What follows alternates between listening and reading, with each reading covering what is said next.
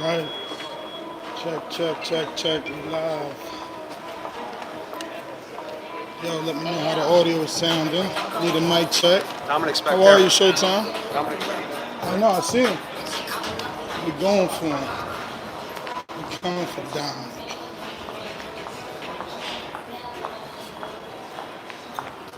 Champ, good morning. Hey man, how you doing? How are you? Can I get some words with you? Virgil, how are you? Good to see you. Yep, definitely. So you train? What do you? What's this alliance right here? This is secret weapon for the Secret fight? weapon? I'm the secret weapon, man. Just a business move, man. I'm a student of the game and just wanted to learn some more. Put Virgil on the team, and it's been great, man. It's been great. When did this happen? I thought you was with Manuel Robles. Oh my God. That's what the press conference is for, man. Hey, big news. It starts. Ooh, at least I got that exclusive. You see it, Verge. You know we love you. Oh, you see what Ness gets? Exclusivity. They shut me down though. They want that for after. All announcements. What you think? Yeah. That was dope. That's a big move. Big move. I don't like this. They got this music playing. That's gonna shut me down. Oh, it was Kelly. Oh, I gotta stay away from this music. It's gonna kill my live. Damn, Verge over there. We're gonna just keep it on unless you got something on your chin. Nah, that's gray hair, champ. That's gray hair.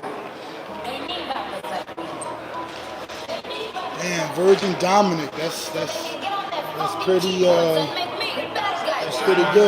Blue. Ron. Blue, what up? Let's go, man. Yeah. See Ron over there. I'm trying to stay away from that music though. Stay this way, point this way. See what we get. Yo, why my man look like Nathan Gorman right there? Look at Nathan Gorman. That's Nathan Gorman.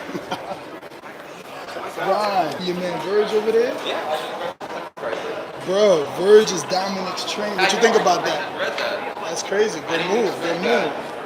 He So needs what that. up? You wasn't on the show, bro. You think they turning down the offer or what? It says it's PVC right there. But the interesting is yellow, so it could be Fox.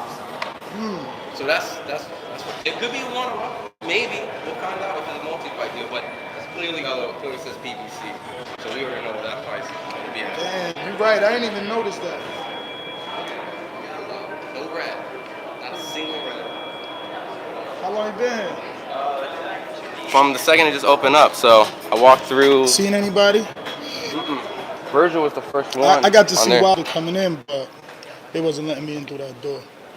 So we got Shelly on the tags, Virgil, Dominant, Wilder, and that's it on there.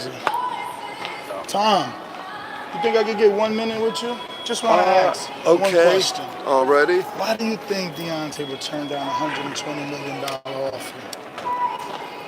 I don't know.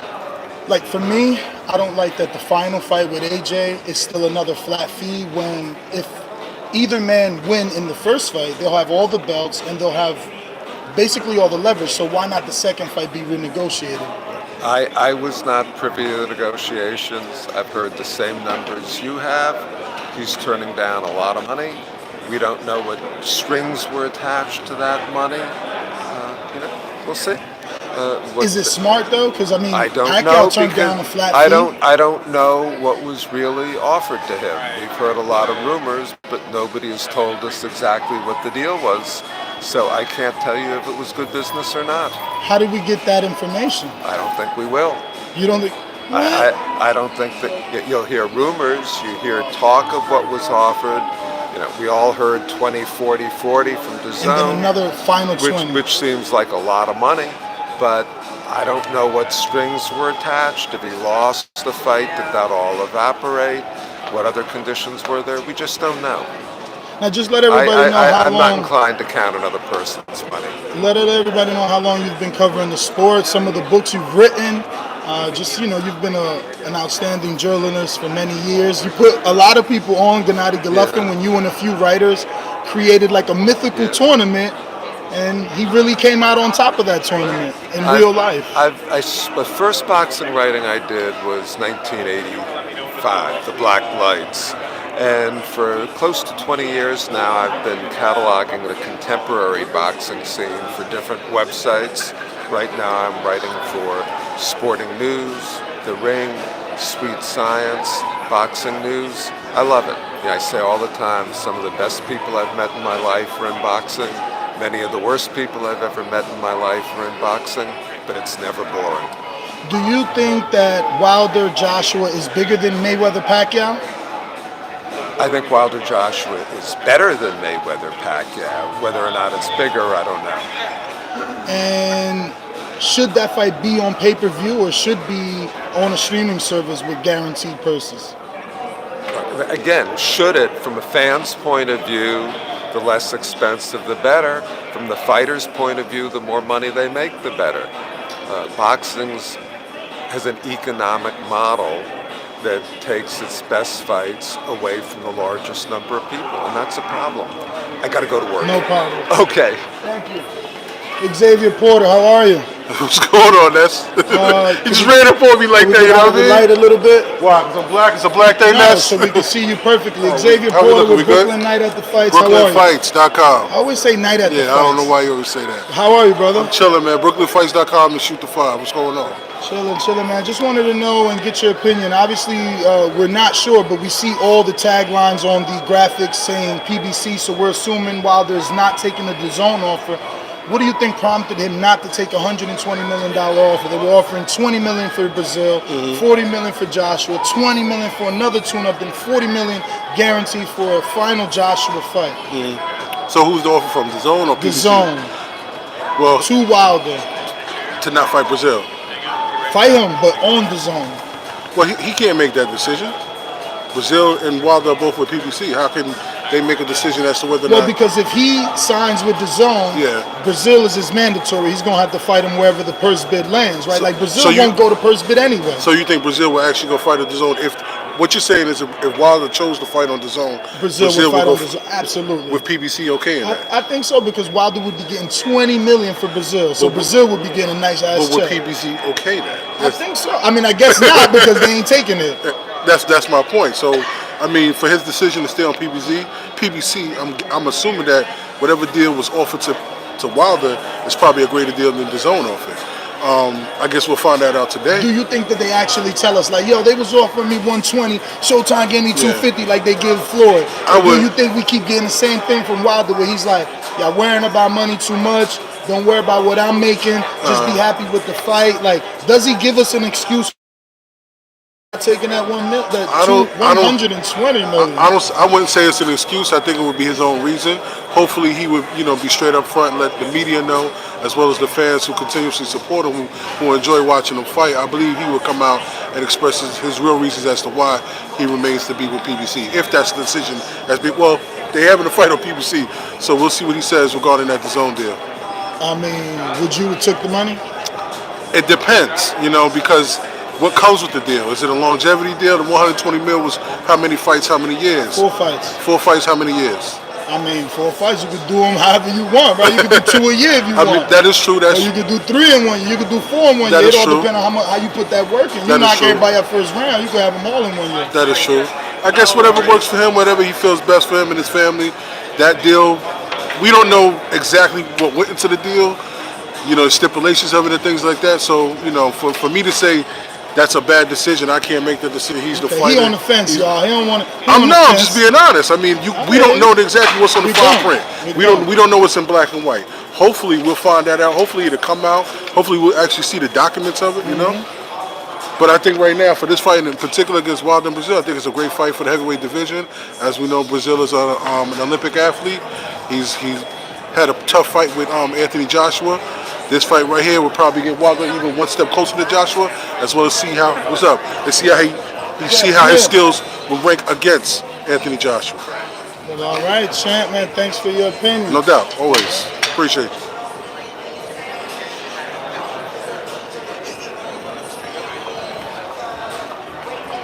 See if we can't get Brian Kessler or Tim Smith over there. his name? The McCollum. So he's having a conversation with Kelly, so we're gonna give him a few minutes. Rick, what up?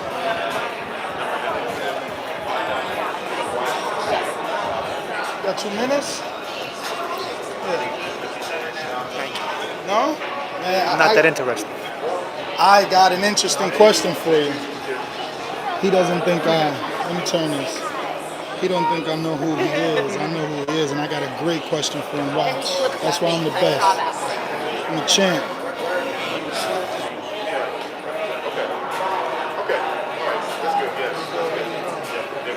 Oh, he disappeared on me.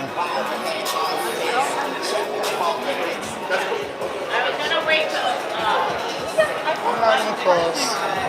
I'm not gonna cross. So happy we left the bed. I was like, oh, that's my What up, champ? friend.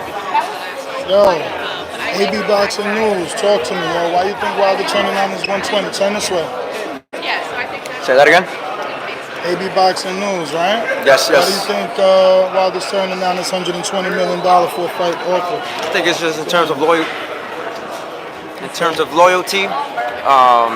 It's well documented that he's been given offers that are not in his value, and especially now after the Tyson Fury fight, his stock increased value, and it was just a matter of time that he's taking a gamble on himself. So congratulations wherever he goes. If he did turn down Dazn, it is what it is. So only he knows, and like it's like real life. You're gonna gamble on yourself, and whatever he does, he's still a big marquee name.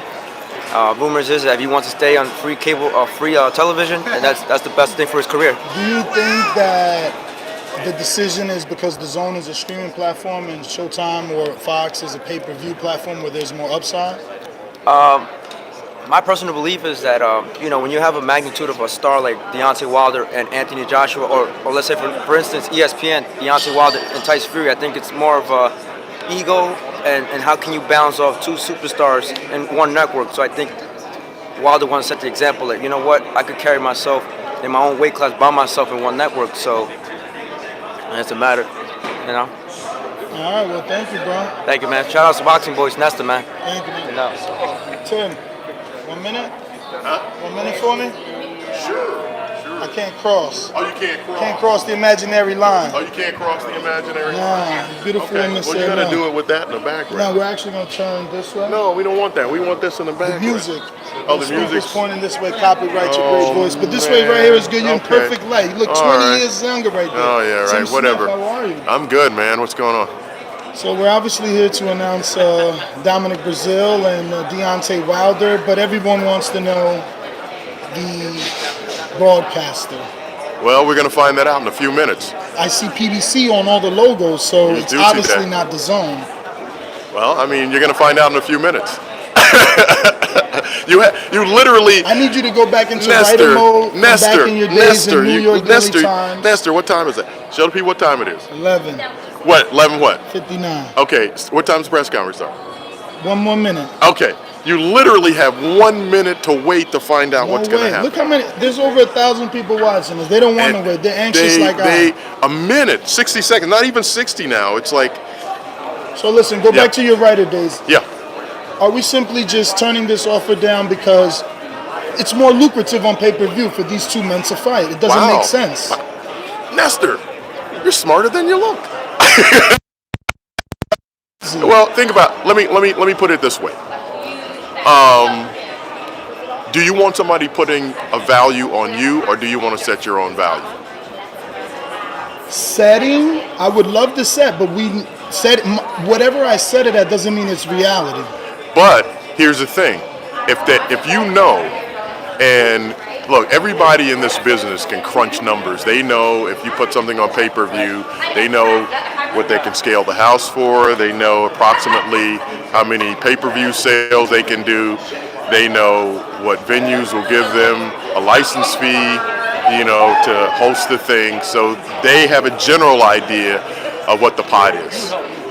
What all the foreign rights, the sponsorships, and all that kind of stuff. Everybody that's in this business seriously knows what all of that is. So if a person or a boxer is control of his own destiny, and he has people around him that have no interest in signing other fighters to long-term deals or signing him to long-term deals or tying anybody up for long-term deals, and it's just a single one-off fight.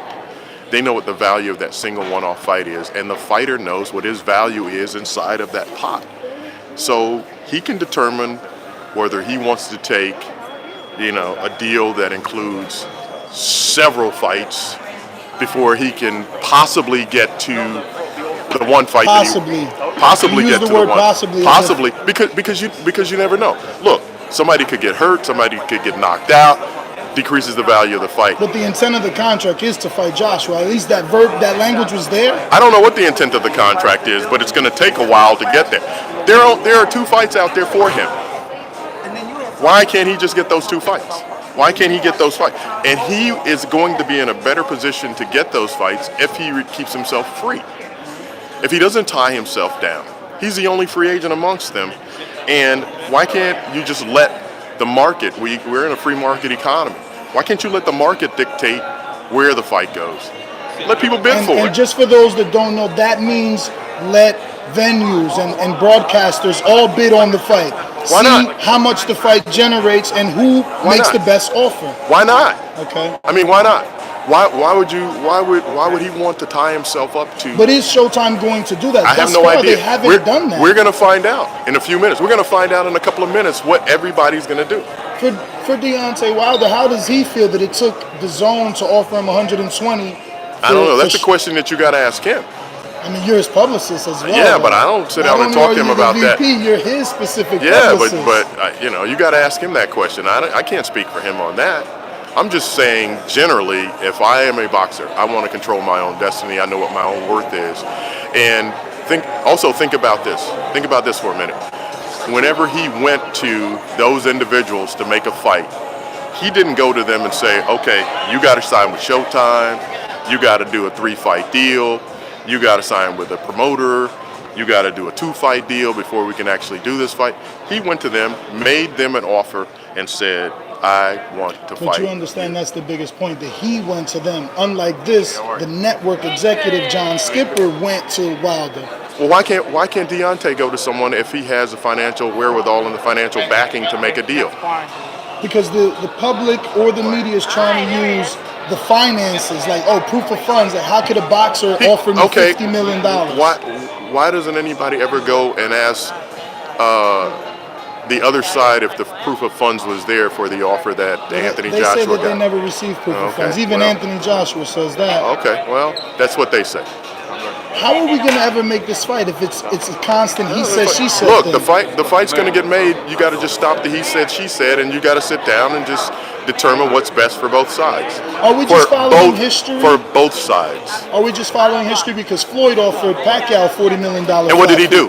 Turned it down. Okay, and what did he end up making? I believe 180 or up at least 100. Okay, so right? if he had taken that $45 million flat fee, how much would he have personally left on the table? At least 60 or more. No, you said 100. You said 180. I think it was Floyd that got 180 and Pacquiao got 100. I could be wrong. Okay, but so he definitely in the hundreds. So he left money on the table that if he had taken a one-off fee for a fight. So boxing fans seen this before. They seen Pacquiao, who was loved in the door, turn down a flat fee. Why does Deontay get so much hate for turning down the flat fees? You're asking the wrong person. I don't understand You're the that. publicist. You're supposed to help him with this bad press. I don't understand why people don't like him for trying to take control of his own career and trying to make the most money that he possibly can and not bending and kowtowing to something that somebody wants him to do. Why does he always have to be the one to bend to the wheel of somebody else? Why is he always the one that has to try to take a deal that ties him up to 3 or 4 fights with an entity? Why is he always that person that has to do that? That's the only question I have. Why is it always him that's asked to do that? What is, in your opinion, the biggest downside to him signing to either ESPN or Dazn? Lack of freedom. Lack of the ability to do whatever he wants to do when he wants to do it and take the fights that he wants to take.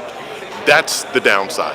If you have the freedom to do whatever you want to do within the parameters of your own dictates, you want that freedom. You want to be able to have that leverage, and you want to bet on yourself. Why can't he bet on himself? What's your prediction on when this fight happened? What year? I have no idea. Prediction. I think Writer's intuition. and my intuition says it's 2020. 2020. That's my intuition, but I have no knowledge of the business side of it. But yeah, my intuition says sooner rather than later. All right, Tim. Thank you as always. Appreciate the time. No problem. Brian, can we get some time? Just want to stay away from the music. Oh, you got to talk to him? Real quick. No, go ahead. Do you. Don't worry about it. Don't worry.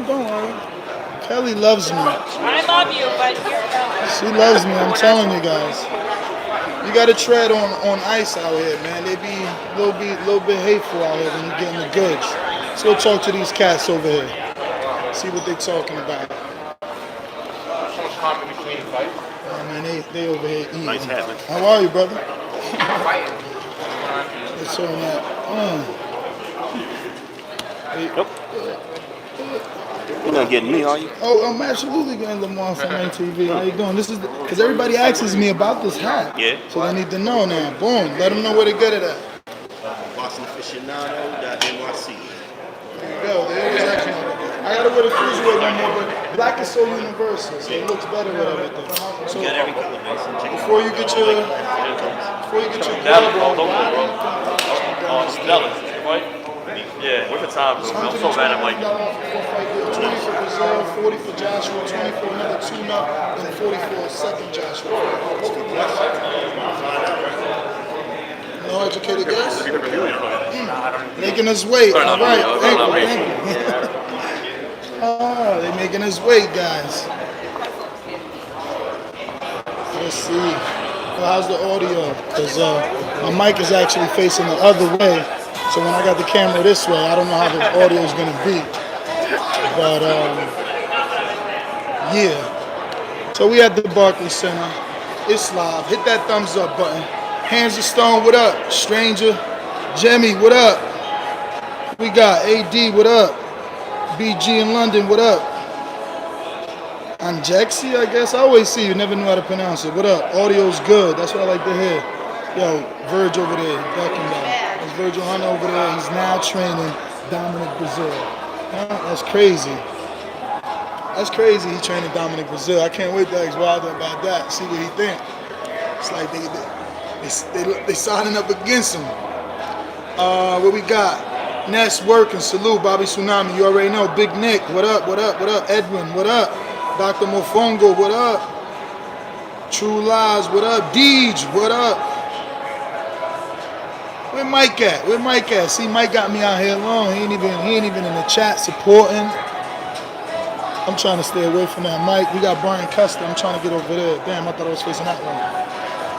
I want Brian. But what's her name? Kelly said no. Kelly said after. She said after the press conference. Oh, check out the new Border Wars hoodie. Yeah, little tie up. Yeah, Border Wars. Look, 2019 Border Wars.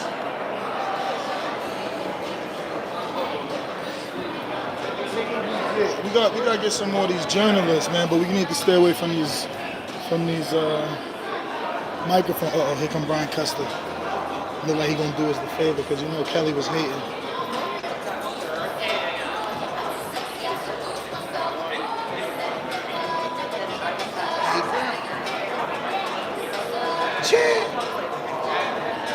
Brian, you got 2 minutes for us? Let's hide you right here before Kelly sees you. Yeah. Rep. Now? All right, next time. No problem. Hey, we'll do it again. And now, remember what I talked about? Yeah. All that stuff, okay? We're gonna see. Do it come true. Let's see. Everybody got the inside info, man. What we got? Okay, we're gonna go see Jeff. What up? I got full mouth, though. Full mouth, about to wash it down with some Dasani. Jeff, Hit First Boxing. What's up, big boy? Manages a lot of the Polish fighters you like. Guys like Arthur Spielka, Maurice Vach. You know, he's involved I work with all with them. those I don't guys. manage, but I work with them. You in there. Also marketing, Glowacki, too. But anyway, we want to know. What's your opinion, man? We're here. We're here for this Wilder announcement, bro. Why do you think he turned this dough down? Well, he's trying to be loyal with Al Heyman, probably. I don't know. So you think they're gonna match this offer, or he's just showing his loyalty? Unless it's just a one-fight deal. One fight deal for this one, Just be one fight deal. Who knows? and then go back and renegotiate. Starting right now, though. Let's go. He trying to look, guys. He don't want to give me a true true answer. Dominic Brazil, please come on up. Trouble. Chill.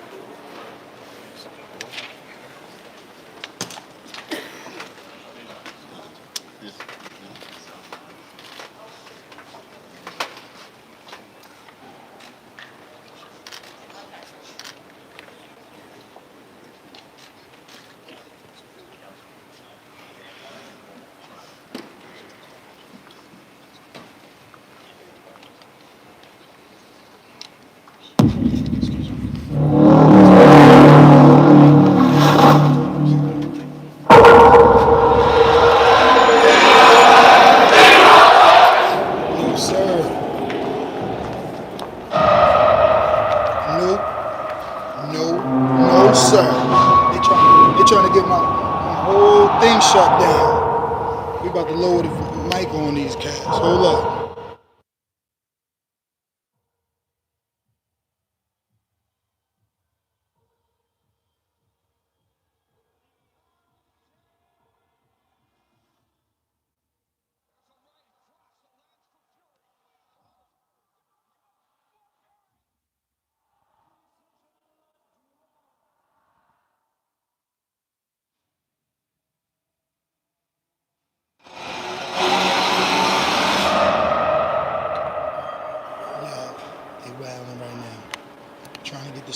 The stream shut down because we got too many views. Hit that thumbs up button. I know I muted it. I wanted to do it purposely. Brian Custer, host of Showtime Championship Boxing. I want to welcome you to Brooklyn. Barclays Center, the premier East Coast venue for World Championship Boxing. This press conference for the WBC Heavyweight Championship of the World, it is brought to you by Premier Boxing Champions. May 18th, here at Barclays Center, it can be seen on Showtime Championship Boxing. It will be the 34th boxing show here at Barclays Center, the 5th heavyweight title fight here at Barclays. And of those 34 fights, 19 of those have been aired on Showtime Championship Boxing. No one is as invested in this venue in putting on top-level fights than Showtime. And this world title fight features the man who's got the most dangerous right hand in boxing. He's the person who will unapologetically tell you he's the baddest man on the planet. He's unbeaten. He's the WBC heavyweight champion of the world. He's the bronze bomber, Deontay Wilder, who will be making his 9th title defense against his mandatory challenger. His moniker is Trouble. Got that name for a reason. Dominic Brazil, 20-1, 18 of those victories have come by knockout. Barclays Center has become like a second home for Brazil. This will be his 3rd straight fight at this venue, and he's knocked out his last 3 opponents. And when it comes to a fight of this magnitude, there's only one network, undisputed leader, when it comes to producing championship-level broadcasts, and that's Showtime Championship Boxing. The president, GM of events and sports programming, is Stephen Espinoza. Stephen. Thank you, Brian. We are thrilled to be bringing you Deontay Wilder versus Dominic Breazeale on Showtime. It would be an understatement to say that there's been a lot of speculation regarding Deontay's future, and we are proud to have him back on Showtime. And one of the main reasons that this fight is back on Showtime is Deontay Wilder. It was critical to Deontay, for the sport, for his fans, for the entire world, that this fight be available, not on pay-per-view, but on Showtime, without the high price tag. And because of that, because of his assistance, that is the primary reason we are standing here today announcing a non-pay-per-view fight on Showtime. And on Showtime is where this fight belongs. We are the home of premium boxing, the best talent, the biggest fights, the most consistent slate of high-quality boxing, month in, month out, the biggest fights. And this is where a World Heavyweight Championship fight belongs, here on Showtime, not on a streaming platform with a limited audience and limited viewership. This will be Deontay's 12th appearance on Showtime and Showtime pay-per-view. We've been together a long time, and we've built something special. Recently, ESPN named its World Fame 100, the most talked about, most famous athletes in the world, based on Google searches, social media following, endorsements. Deontay's ranked number 34 in the world. That's 2 slots behind Tom Brady, and that's higher than any other boxer active in the sport today. He is a bona fide superstar, there is no question. Before we talk a little bit about this fight, a brief comment about how we got here today. You know, some things that maybe Deontay won't say, but I will say for him. You know, it seems that over the last few months, everyone thinks they know what's best for Deontay. He should take this deal, he shouldn't take that deal. But there's really only one person in the entire world who has all the info, knows all the factors, knows all the consideration, who's in a position to make that decision. That's Deontay. And what people fail to appreciate, what they fail to take into account, is that Deontay knows what he wants and what's important to him. And one thing that he values very highly is independence. He's not beholden to anyone. He doesn't answer to anyone, not to a promoter, not to a network, no one. He is an entrepreneur. He bets on himself like all the great champions have. Sugar Ray Leonard, Mike Tyson, Floyd Mayweather, they all bet on themselves. They all took control of their careers in an independent way. They took risks, and they had great financial success, great professional success because of that. And of course, with that comes criticism. When Floyd bought out his contract from Top Rank for $750,000, people thought he was crazy. When Mikey Garcia sat on the sidelines for 2.5 years to get his independence, people thought he was crazy. And there are people out there who think that Deontay is crazy, and he's got his critics. But the reality is, he's in charge of his career. He has demonstrated loyalty, but not the kind of loyalty that some of you think. There's not a choice between loyalty and financial success. Showtime would never expect loyalty at the expense of long-term financial success. So the reality is, he's made a decision that demonstrates his loyalty, and a decision which guarantees financial success for a long, long time. And he's not avoiding the big fights. Deontay isn't the one who walked away from the Tyson Fury rematch. He isn't the one who walked away from the Tyson Fury purse bid. He isn't the one imposing conditions on big fights. Can you guys imagine for a moment if Deontay said, anybody who fights me has to sign for 3 or 4 fights with Showtime and PBC? All of you would murder him for that. And yet, those are the conditions that are being imposed for him. So to the extent that he has decided that he is his own man, retaining his independence, he's going to retain control. That is something to be respected, admired, and celebrated, not criticized. I'm not going to go into detail But rest assured that Deontay has made a choice that demonstrates both loyalty and will be financially lucrative for a long, long time. And regardless of what others may want to believe, Showtime has plenty of money. We're not going anywhere. We have been the home of the best boxing for quite some time. We've been the leader in the sport, and we're not going anywhere.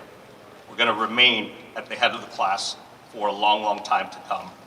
In the words of Mark Twain, to paraphrase, rumors of our demise have been greatly exaggerated. So that brings us to where we are today. The heavyweight championship is back on Showtime with Dominic Breazeale, big, strong, experienced, powerful, and above all, motivated. It's no secret that there is a personal rivalry between the two of them. This is not going to be, I predict, the kind of friendly promotion that we saw in the Fury fight. There's genuine animosity here. These guys are professionals, but there is also a emotional rivalry, which you will see very quickly. This is a premium fight. It is a high-quality fight. This is the heavyweight championship on Showtime at Barclays Center, May 18th. Thank you.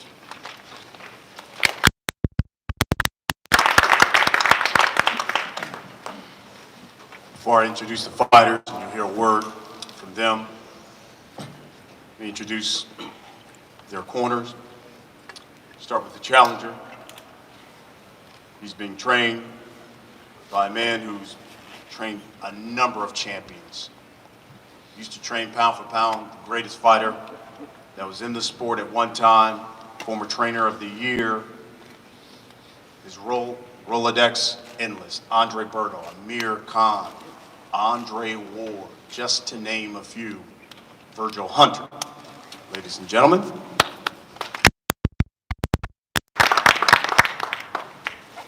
It's a pleasure to be back at the Barclays Center for such an event as the Heavyweight Championship of the World. It'll be my first time at this level in the heavyweight division. And certainly there's a monumental task to try to overcome. Dominique and I, we connected last month. After talking and after a few workouts and tryouts, we saw that we had a good fit and we had a great understanding of what needed to be done and what was lying up ahead. He works hard, he's very determined, and he knows that this is his opportunity and he can't let it get a chance to slip away from him, but he also knows the risks that are at hand. So saying that, I'm glad to be here, glad to be on Dominic Breazeale's team, and looking forward to May 18th. Virgil, thank you very much.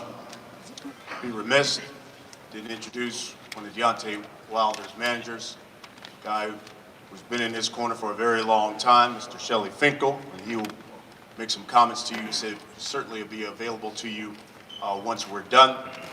But in the corner of the champion,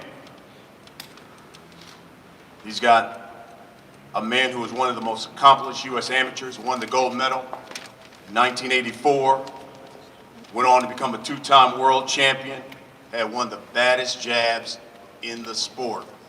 Mark Breland. See you, Mark. And of course, the man who spotted this powerful pugilist, he's been with him ever since he walked into his gym in Alabama to work with him, JD's. I want to acknowledge him as well. Now, let me introduce the fighters. We'll start with the challenger. This man has been waiting for this opportunity for over a year and a half. In his 21 fights, he's gone the distance just twice in his career. This will be his third straight fight at Barclays Center here in the BK. He's known as Trouble, Mr. Dominic Breazeale. Good afternoon, ladies and gentlemen. Thank you for coming out here. Ryan, thank you for the introduction. Steven, thank you for having me as well. Showtime. Guys, I'm super excited, man. As Brian just said, I've been waiting over a year and a half now to get a shot at this title.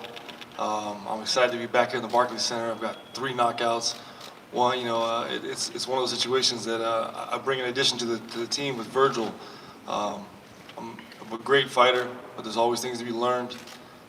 We've learned a lot in the last little bit that we've been together. At the same time, I bring something to the fight game that everybody wants to see in a heavyweight, and that's the excitement of trouble. I'm going to bring pressure. I'm going to do something that everybody wants to be seen. I'm one of those guys that's sick of seeing this bum walk around with his belt. I'm going to put him on his ass. Everybody's going to be sitting in their seat. They'll be rising up when I knock them down, and they're going to stay on their feet. Thank you, Dominic. And now, the WBC heavyweight champion of the world, unbeaten in 41 fights, 39 come by knockout. It's a 95% knockout ratio. He has had more consecutive, successful title defenses than 87% of the 92 fighters who've been called heavyweight champion of the world. Only 2 men have gone the distance with him. Berman Stavern, and we saw what happened to him in the rematch. And Tyson Fury, who got dropped twice in their fight. This will be his 4th fight here at Barclays Center. His 3 other opponents here at Barclays knocked out in highlight reel fashion. He's known as the Bronze Bomber. He's the heavyweight champion, Deontay Wilder.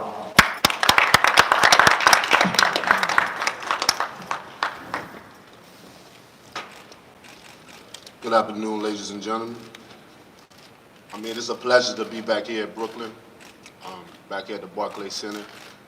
You know how dear to my heart that this place holds for me. You know, I've been here for so many times. You know, as Brian has said, I'm labeled as the Bronze Bomber, but here in Brooklyn they call me the Bronx Bomber. And you know, it brings some connection here. You know, I had some of my most memorable knockouts, my most memorable times here, right here in this arena. And I'm looking forward to being here again, fighting my mandatory. You know, it's always a great opportunity. It's always a great thing to get the mandatories out of the way because I consider the mandatories like flies. They always buzzing in your ear, especially when you're trying to do something for the heavyweight division. The heavyweight division has been so lit and it's been so exciting, you know, that it's the times where we need to see one champion, one face, one name. But with that being said, it comes a mighty task to getting that complete. You know, you need some cooperation with a lot of people to make that happen. And one thing about me, I want to fight the best. I've been trying to prove to the world what I've been saying. You know, this ain't being arrogant. This is not being cocky. This is what I believe in my heart. This is what I believe in my heart. And nobody can take that away from me. I feel that way. I believe that. And until somebody proves that wrong, then I must continue to believe that. So here we are again, another man, the next man in line. I can't wait for this one. I ain't felt this way since the Bermain fight. But this is even more intensified than the Bermain fight. I don't mean nothing but, man, I love this sport. But this is the only sport where payback is a motherfucker. And pain is the name of the game in this sport. And we all know who does that the best. It's me. And it's legal. I get paid to do it. I'm so excited. I can't wait. I can't wait. I'm not going to speak negativity up on that. I'm just going to show. Because the way I'm feeling right now, right? The fight can be this week. I'm ready. I'm always ready. As a champ, you must stay ready because you have contenders, you have mandatory, you have guys that's ready. I don't know how he's been preparing. I don't know what his mindset is. I hope he's in a great place. I hope he's trained, you know, his damn hardest. I'm glad he got Virgil on his side. Maybe you can show him a little something different. Maybe not to get knocked out. Maybe that's impossible to do. Every man I face, they land on the canvas. And I'm going to continue to do that because I have the special remedy, the sauce, to do that. There's no man that's going to get in the ring and going to be able to defeat Deontay Wilder. I bring the excitement in the heavyweight division. I hold all the keys in the heavyweight division. I am the man in the heavyweight division. And I say this with all due respect. I say this very proudly. I say this with very much so confidence.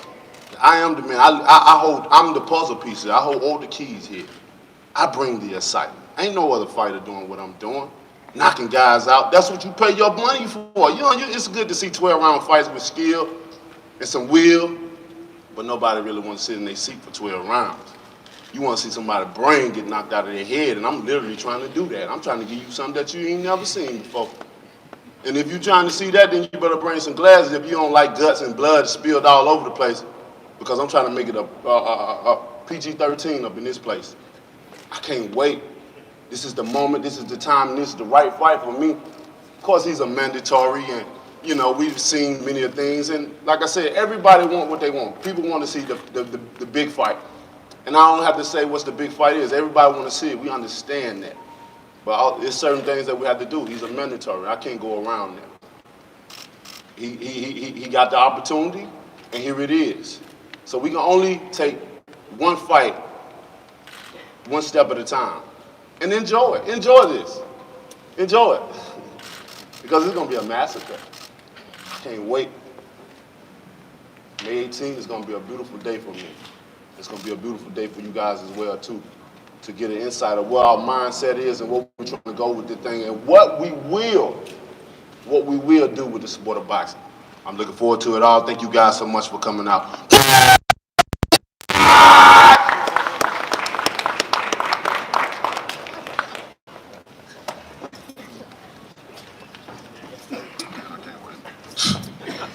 Well, let's hear from these guys about this fight. Champ, let's start with you. Had a number of networks after you, but it's Dominic Brazil. Why Showtime Championship Boxing, May 18th? Why here at Barclays Center? Well, like I said before, I got a great relationship with the Barclays Center. I've been here so many times. I mean, you're the man. You're the man when you got your face painted on the back. You know what I mean? And when seeing that, that just let me know that I'm here. I'm much so welcome. The people love me. Like I said, they're here when I'm here. They call me the Bronx Obama, and I accept it. The love here, the energy here is amazing, and that's one of the reasons why we're coming back here. And I'm sure there are a number of people wanting to know why Showtime Championship Boxing, considering the number of streams and networks that were after you. Most definitely. I've had a long relationship with Showtime as well, too. I consider these guys as family to me. We came a long way. I've came a long way in the network, as they display my talent. I've helped the network rise with my knockouts. People love knockouts in boxing, and they know most likely when they come to see a Deontay Wilder fight, that's what they're gonna get. So I didn't feel like this fight was a pay-per-view fight. For me, I feel when you have pay-per-view fights, the special fights, the ones that you gotta see, like the ones like you'll miss your rent money to see the fight. I'd rather pay, you know what I'm saying? And I don't feel that this fight is that type of situation. And I don't want people to pay more than what they have to pay. I'm the people's champion. I'm not trying to take more than what's due to me. I'm not trying to gain an extra dollar by doing something that I love to do. I want to be fair to the people, as I want the people to be fair to me. I'm the realest champion in the business.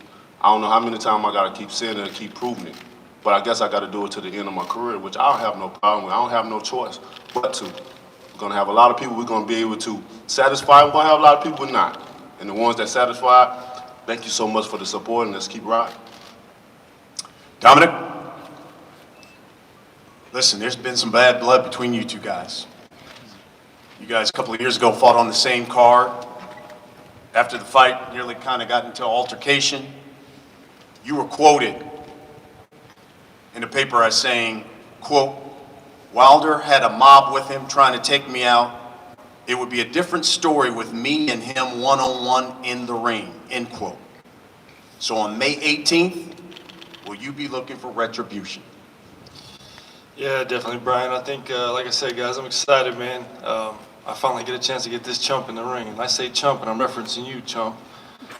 I'm sick of hearing you talk. You love your own voice. All you do is talk and talk and talk. It's time to get in the ring, May 18th, square off, mano a mano, one-on-one. Ain't nobody can save you. Your brother can't be there, your uncle, your side girls, all that stuff, nonsense. It's me and you, one-on-one, leather and leather. You got a left hand and a right hand. I got a left and a right. See who lands first. Hopefully you get off the canvas.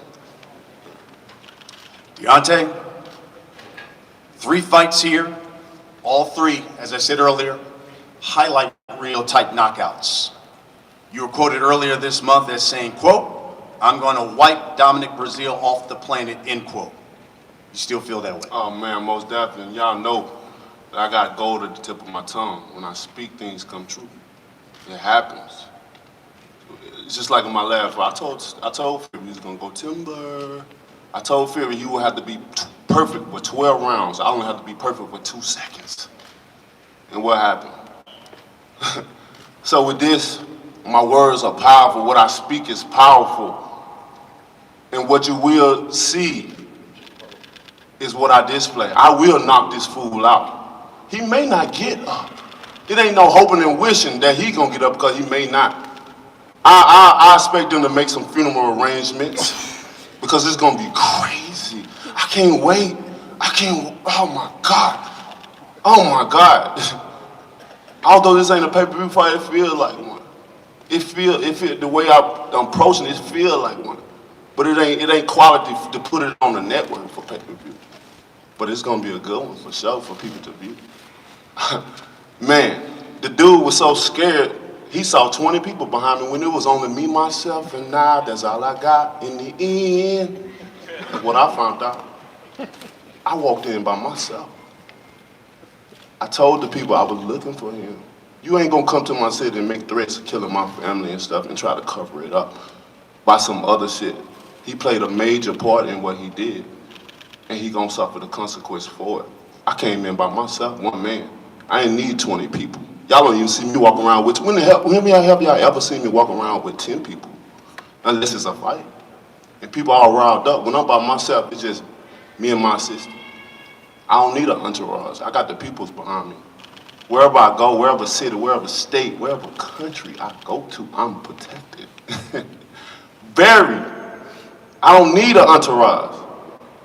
And if it's something personal, I handle it myself. You can ask my people. I don't need nobody else. About 20. Come on. The only reason this is occurring and the story got out because they sucker punched my brother. This fool. But my brother was only 190-some pounds and came back and dropped his ass on the ground. He got embarrassed. And with the wife, she's running around with her head cut off like a chicken. My brothers had their children. They didn't even know that. But you want to paint a narrative, then he gonna go and try to sue. What boxer you know trying to sue? You fight for what you want. That's why God don't make mistakes. He don't make mistakes, and this payback like none other. Breazeale could have lost his life that day. I had guys calling me apologizing because they had got put out because they had guns.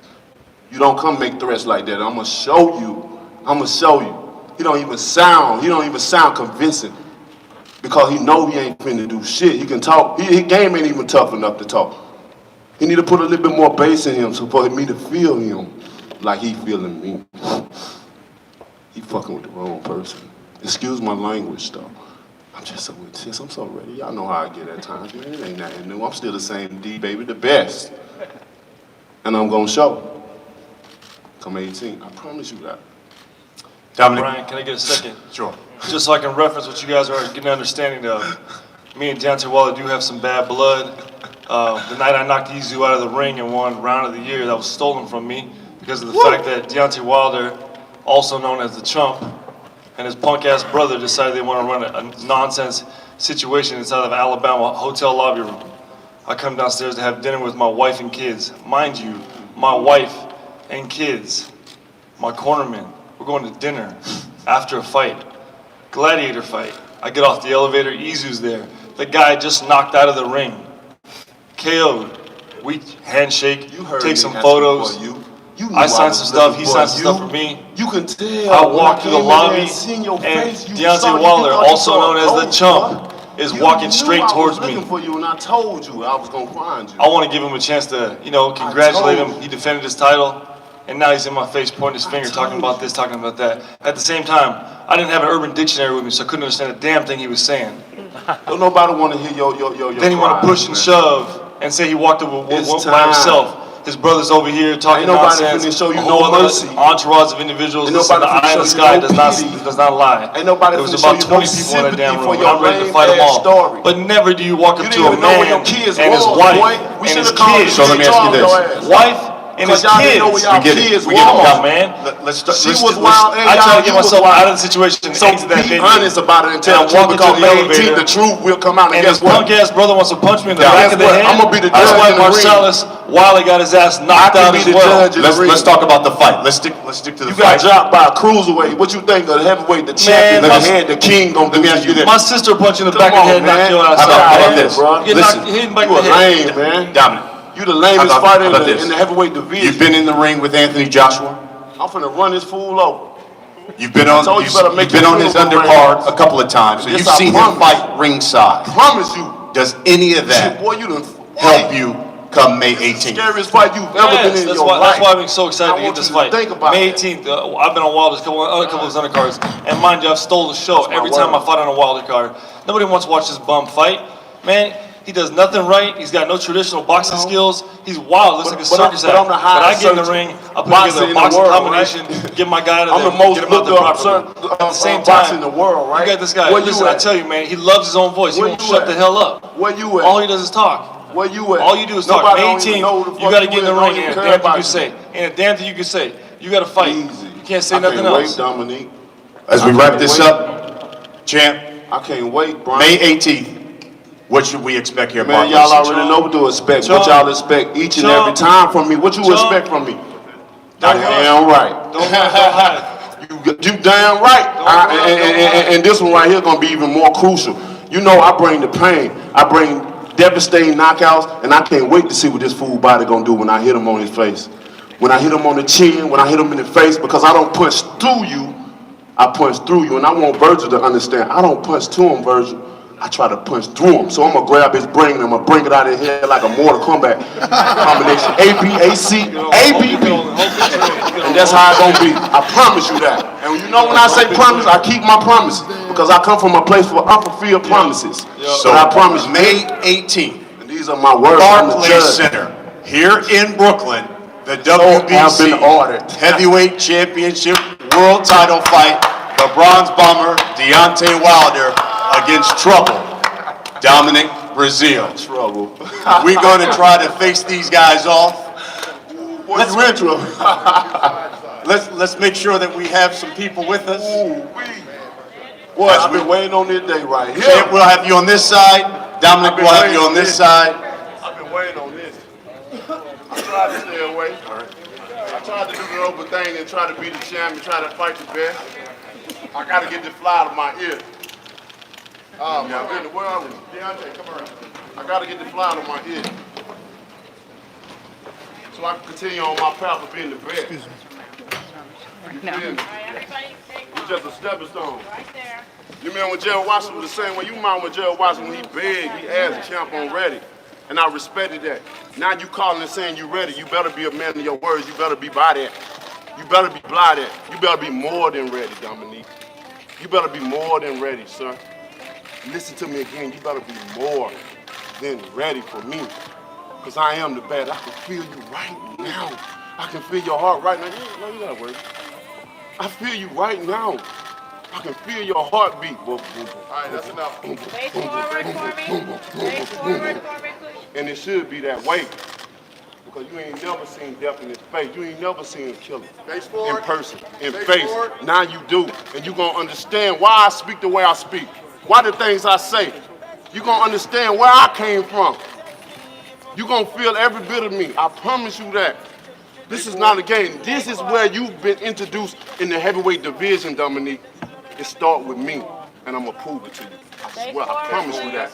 Because that's the scheme that you tried to pull, it ain't going to fly. Watch. I can't wait for it. He wanted it with Malik. You wanted it, you got it. And I'm going to give it to him, every bit of it. Another sidekick. Every bit of it. Every bit of it. We don't need no sidekicks, baby. In the ring, it's me and you. Yeah, exactly. You ain't got to worry about on the outside, bro. You don't have to worry about on the outside because in the ring it's me and you. That's what you got to understand. Thank you. You don't worry about the outside. You don't have to worry about the outside attention. Because when I get, y'all don't care what they're gonna do. That man ain't gonna be able to teach you nothing in a couple of months for me. For me, I wish you luck. I wish you luck. Because this is a different fight. I don't give a fuck who you get. What train? You can get 4 trains like Fury did. It ain't gonna help you. It's not gonna help you. You can train for me half a year like Fury did. You can get 2 warms up and fight. You can get 2 warms up. If they feel it's popular, it's gonna do well in pay-per-view. Exactly.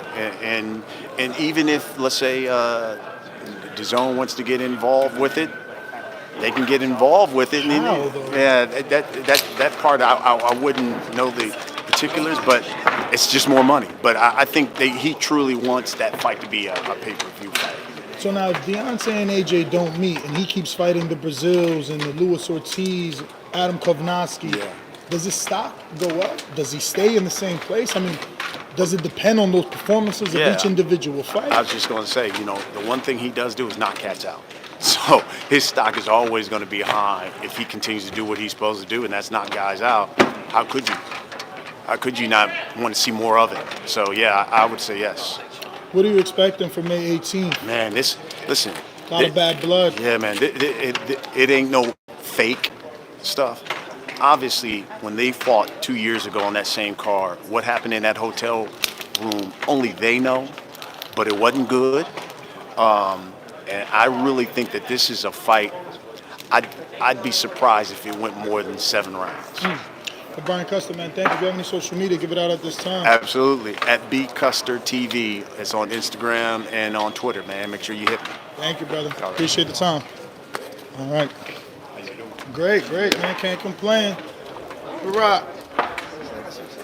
from Akin Barack, Sweet Scientist. What's going on, my brother? How are you? No. Say what's up to me, brother. Say what's up to me outside of that. I don't want to do no interviews. I don't do no interviews. Talk my thing. That's my brother. I hear you. Fine, because you my brother. I'm just, trying to get your opinion. Why you want to interview me? I'm a freaking nobody. You are a DAZN commentator. You got Sweet Scientist on DAZN. The offer for $120 million was from DAZN. So I know nothing about that offer. I mean, it's all over ESPN. I know, but I don't know how true that was. I didn't hear from nobody.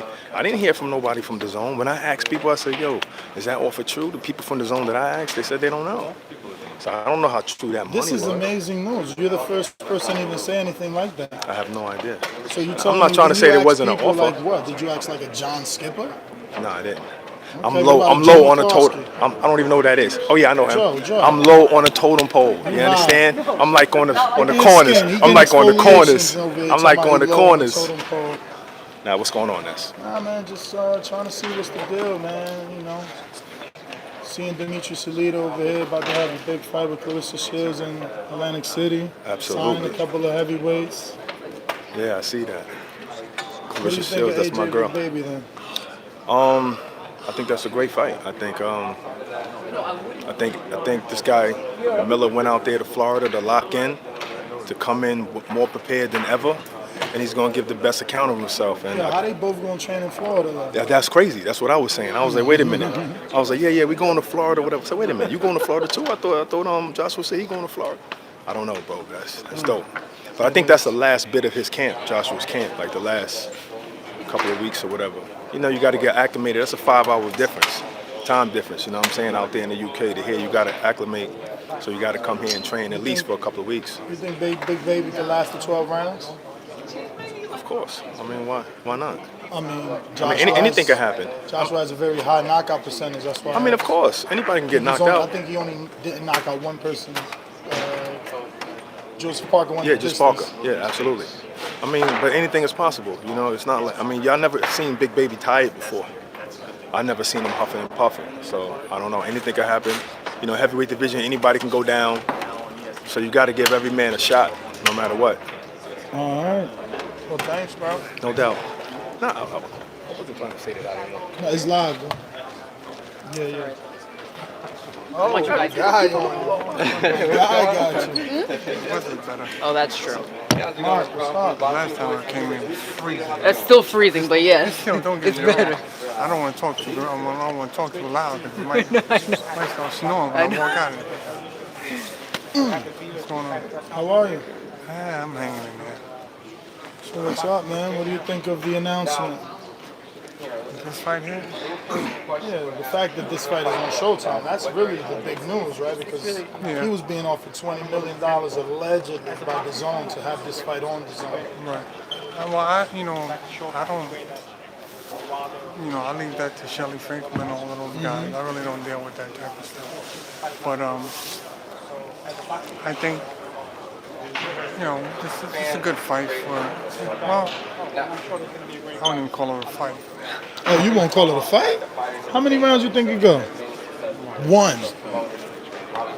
Why are you so sure this one goes one and Tyson wouldn't go one? Because Brazil doesn't have that big heart. He doesn't have that. He stood in there with Joshua, though. I mean, he stood in there with Joshua till he got knocked out. Joshua's not Deontay. Oh, you saying Joshua's not as aggressive as Deontay? He ain't got that killer instinct like Deontay? No. But won't this fight be a little tricky because Deontay's so emotionally invested and he keeps talking about payback and, I promise you. Is it going to be just like the Tyson Fury fight where he's looking for the knockout and it could cause him to lose the fight? Well, he can, So Brazil just ain't Tyson Fury? I can't see it. I just don't see it. Nice guy, but I just don't see it. So anything different in training camp based off the last fight? No, I'm going through the same, basically same thing. Try to, get the jab working better and, timing and movements, but nothing different. Now you've been in the sport for a long time. Do you think that these alleged offers for Deontay Wilder to fight Anthony Joshua at a flat fee are just ridiculous? Because on pay-per-view and Anthony Joshua, Deontay Wilder just has so much ceiling? I think it's just, or has no ceiling rather. Everybody's coming up with their own, assumptions, agenda. Everybody got their own little thing, so it's like, who is it? Who do you want to go with? So my thing, I'm like, go with whoever was there for you. That's how I look at it. And by you mean who's there for you? Mean the loyalty to Showtime? Showtime's been there for a while, and they're still looking out for you. Still go by Waleed. Well, they didn't offer 120 million, did they? No, but you never know what's behind that 120 million. So as his trainer, would you prefer the Anthony Joshua to be a one fight, no rematch? No, I want a rematch. They'll have to give a rematch. They want, because so it is a two fight, not a one fight, because we were talking to his publicist and the vice president of Heyman Boxing, Tim Smith. He says, why can't they just come for one fight? Why can't we just do one fight? Manny Pacquiao and Floyd Mayweather did one fight. Don't get me wrong. They can do one fight if that's what they want. But, I'm pretty sure if Deontay beats Joshua, they're going to want a rematch. Okay. Well, when you head to Alabama? Probably a couple of weeks. I hear you guys start the 25th. Yeah, the fight's the 20th. No. You start camp the 25th. Oh, I didn't hear anything yet. I'll probably find out today, tomorrow. Okay, how's New York treating you? It's going. The weather's a little better. How's your son, man? How's training coming along? He's doing good. He's been doing pretty good so far. Good to hear, good to hear. Mark, man, I want to thank you obviously for his time. See you in Alabama. Definitely. All right, brother. Let's see, gents. Let's see what we got. It's crazy if the LA Times has a full so One is interview the whole freaking line over here just to get him. That's who I want right there. Got to ask. Not a dig, but just keeping it real. The reality is there is a competition, and we all want to win. It never was a goal to put them out of business, so and certainly we never would celebrate. There's a lot of talented people there that got put out of jobs.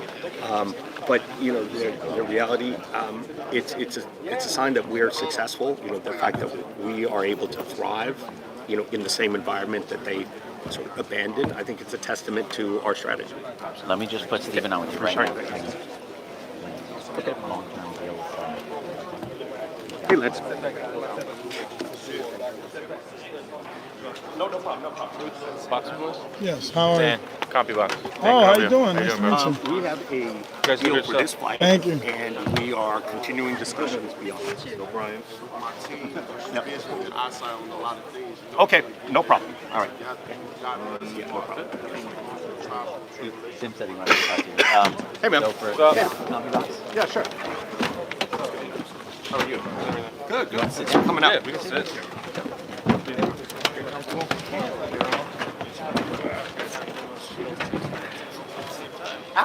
What up, baby?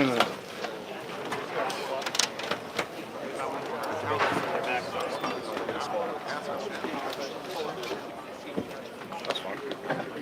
Never dull moment with music, right? Never gonna. You get plenty of quotes, plenty of words. Are you good, Dan? Just well-rounded, man. Mentally, physically, Ready, Brian? boxing skill-wise, he's shown it, and he's progressing. You can see his earlier fights, he did some things wrong, and he's kind of made those corrections since the new ones. He's got the big punching power in both hands. He put guys with the right hand down as well as the left hook. While the other hand, he slaps people to death, man. It's like in boxing, it's the shots you don't see coming, but that shot he throws, man, it's way back here. Like he's reaching for some whipped cream.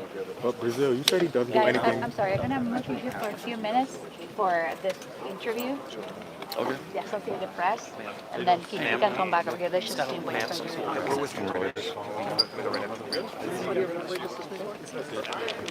Yeah, some people are on that. Right now? Looks like you're on the Good, how you doing? I like that fedora. Feels great, man. I think at every moment of this camp, every moment of leading up to this fight, you got to win, whether it's the weigh-in, the press conferences, the media, the social media that goes behind it. I think today, man, he talked himself into some crazy nonsense. Like I was saying earlier, he loved to hear his voice. We heard a lot of his voice today. Come May 18th, man, we no longer have to hear his voice. Outside of the fact that he might be apologizing to me for everything he said. You fought for a belt before. How much did you learn from the experience as a Dominic? And how much will that help going on? I think I learned a lot. You know, the loss to AJ was big. Traveling overseas, getting a fight, getting experience, being in the ring with another Olympian. That's something I'm always shooting for, and I'm going to get a chance to get my rematch with that.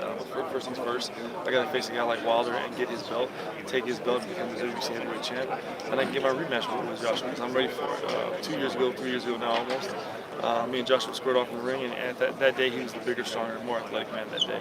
I think I've learned a lot since then. I've showed it as well in the fights that have come after his. And I'm glad that I was able to have that opportunity because it took my game to the next level. I know I lost, but at the same time, I don't count it as a loss, I turn it as a learning lesson. How much would it mean to get a belt? Everything, especially the WBC belt. When someone thinks of the heavyweight champ, they think of the big green belt. For me, I reference it when I was still on the gridiron playing quarterback. He scored a touchdown, just like Aaron Rodgers would score a touchdown and do this. It means everything. I can't say that I've been dreaming about it since I was a kid because boxing wasn't in my life as a young kid. I started at 23, 33 now. But at the same time, man, belts are beautiful things. For me, it's the closure, the mental psyche on things. It gives me the opportunity, it gives me the golden ticket to give back to Joshua. How much adjustment do you have to do for this fight? Not a lot at all. Wilder does a lot of bad things. At the same time, I'm not going to give you all my secrets and exchange and expose myself to that chump. But we're going to narrow in and hold on a couple things. It's going to be good. You guys are going to see a live and effective jab, and you're going to see a typical Dominic Brazil, man, an action-packed, fan-friendly fight. Thank you very much. Yeah, likewise. Dominic, we're gonna do Reuters right now. Hey, how you doing? Do you want to do? Yeah, sure. Spot over here? Water. We're gonna. Call the, Water. I'm gonna call the guy right now. Oh, it's like that? Just want to go straight. Yeah. So he's ready. It's Amir. It's not a text position. Just go straight back a little bit, Dominic. Good, right there, and then one step to your left, Dominic. Good, how you doing? Good, good. All right, how's speed? Okay. So, what did you learn from the Anthony Joshua match? What lessons are you going to bring into the match? You know, I learned a lot. I'm a lot better than I am. I went into the fight being a typical challenger and just hoping that everything I did was right instead of making it right. You know, it was a big learning lesson, the Joshua fight. That was my first title shot.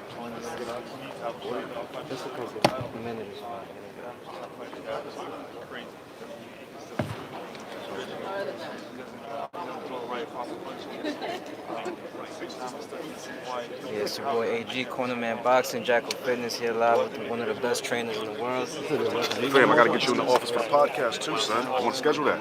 Sure, Yes, where's sir. it at? Ooh, out here, huh? He was a 2008 Olympian. I'm a 2012 U.S. Olympian. It's going to be a boxing match. It's going to be a lot more traditional boxing from my side of things.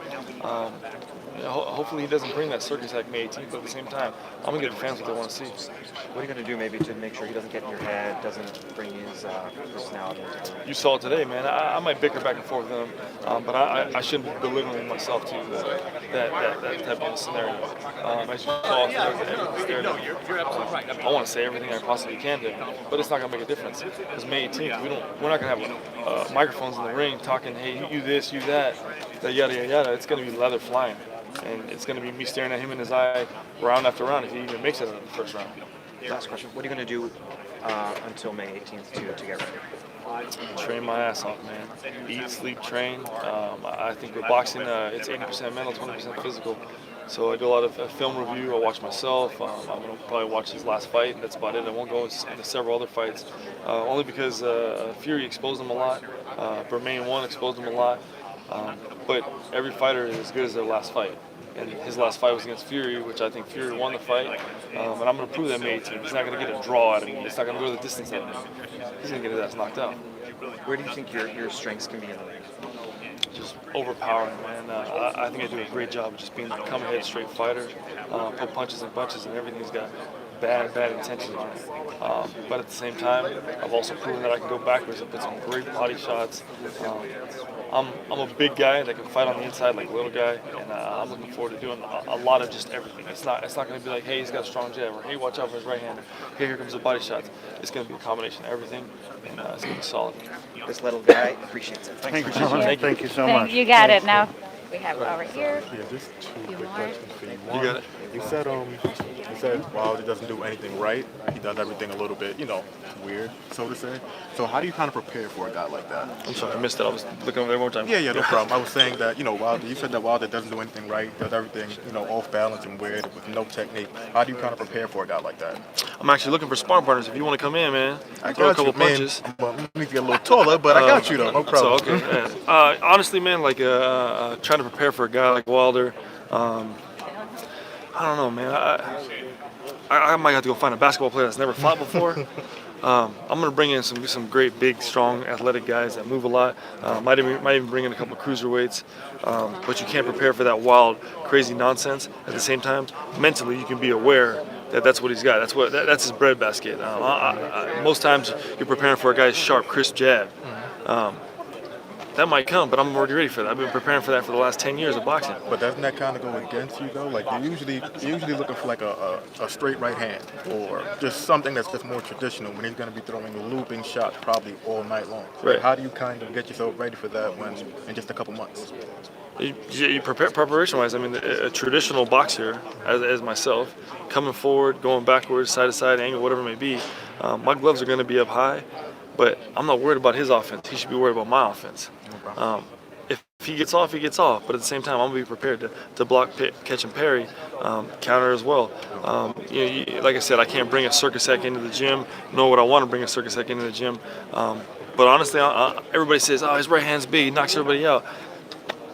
Tell me one guy that's proven to be put down on the canvas, if not proven to have a granite chin that he's fought. And I'll wait. All right, next question. It's a tough one. All right. Usually, like during all your press conferences, you're usually like really calm.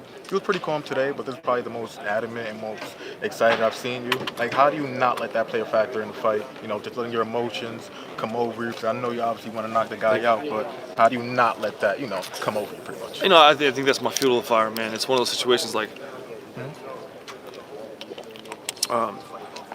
he's gonna talk and talk and talk, man. It's not my game. I'm gonna talk with my hands in the ring May 18th. At the same time, I use that to drive me in camp. He said this, he did that. I don't know about you. I don't know what your status, but my wife and kids were involved in that situation. That's what's getting me up in the morning when I'm sore at 6 a.m. to go for a run. That's what's getting me to say, hey guys, man, like, don't bring that cheesecake in my house, or whatever it may be. Like, it's keeping me on top of my P's and Q's, it's keeping me disciplined. Same thing is gonna drive me May 18th. There's been a lot of times before in the past that I start a fight real slow, or my hands aren't up as high as they should be, during the 4th round. It's gonna be that extra edge, opposed to that energy level that I'm gonna bring to the ring. In boxing, you got to be patient. At the same time, you bring a lot of I'm sorry, the word I'm looking for, but you bring a lot of energy to the ring, but you got to harvest it and use it at the right time. My last question for you is, not his last fight, but the fight before last when he fought Luis Ortiz. That was a really good fight. Ortiz kind of had him in trouble. Did you plan on kind of looking back at that fight as well to see where Ortiz found so much success, especially early on? No, not at all. Ortiz is southpaw, as well as it was a couple fights ago. A fighter's only as good as his last fight. In this situation, especially with his loss to Fury, and I'm gonna keep calling it a loss to Fury because I don't think Wilder came out on top of that one. Fury exposed him with a lot of things, but a lot of consistent things he's been doing since day one of his career, and he hasn't changed. It's still hard for me to believe a guy like Wilder is the WBC champ because of the fact that those traditional orthodox type of boxing skills aren't there. The fundamentals that get you to the top. You can do all the crazy stuff on the back end, but you got to be able to be fundamentally sound, fundamentally correct. Gotcha. Thank you, man. Appreciate you. I'm gonna see you May 18th, brother. Yeah, appreciate you. Just let me know when you're ready for sparring, though. Yeah, you got it, man. You too? Do you care personally if this is on pay-per-view or TV or not? I know that Wilder said that your specific fight wasn't, I guess, worthy of pay-per-view. Do you care in that factor or not? I don't care because I'm not the one holding the belt right now. But when I do hold the belt, I think every fight from that point on is definitely going to be pay-per-view. The fans will get what they want to see on May 18th. And like I said, I'm a fan-friendly fighter. For me, it works out great because it's my coming out party. It's going to be my exposure to the world, not just to the U.S. but to the world. The fact that they've got a new creature, a new being in the heavyweight division. I'm excited for it, man. I'm glad. I'm glad that Showtime is airing it. I'm glad that it's going to be on TV and that the everyday boxing fan can view it. But at the same time, man, I think it's definitely pay-per-view worthy. Now, did you try to convince everyone in Showtime and PBC that it is pay-per-view worthy, or did you not have a choice? No, actually, that's not my cup of tea, man. I throw the leather, I hit the bags and the mitts, and do the sparring, man. My focus is training in camp and being ready for May 18th. Not organizing all the business side of things. And with regards to emotion, sometimes the fighter's emotion can get in the way, and it can be their downfall.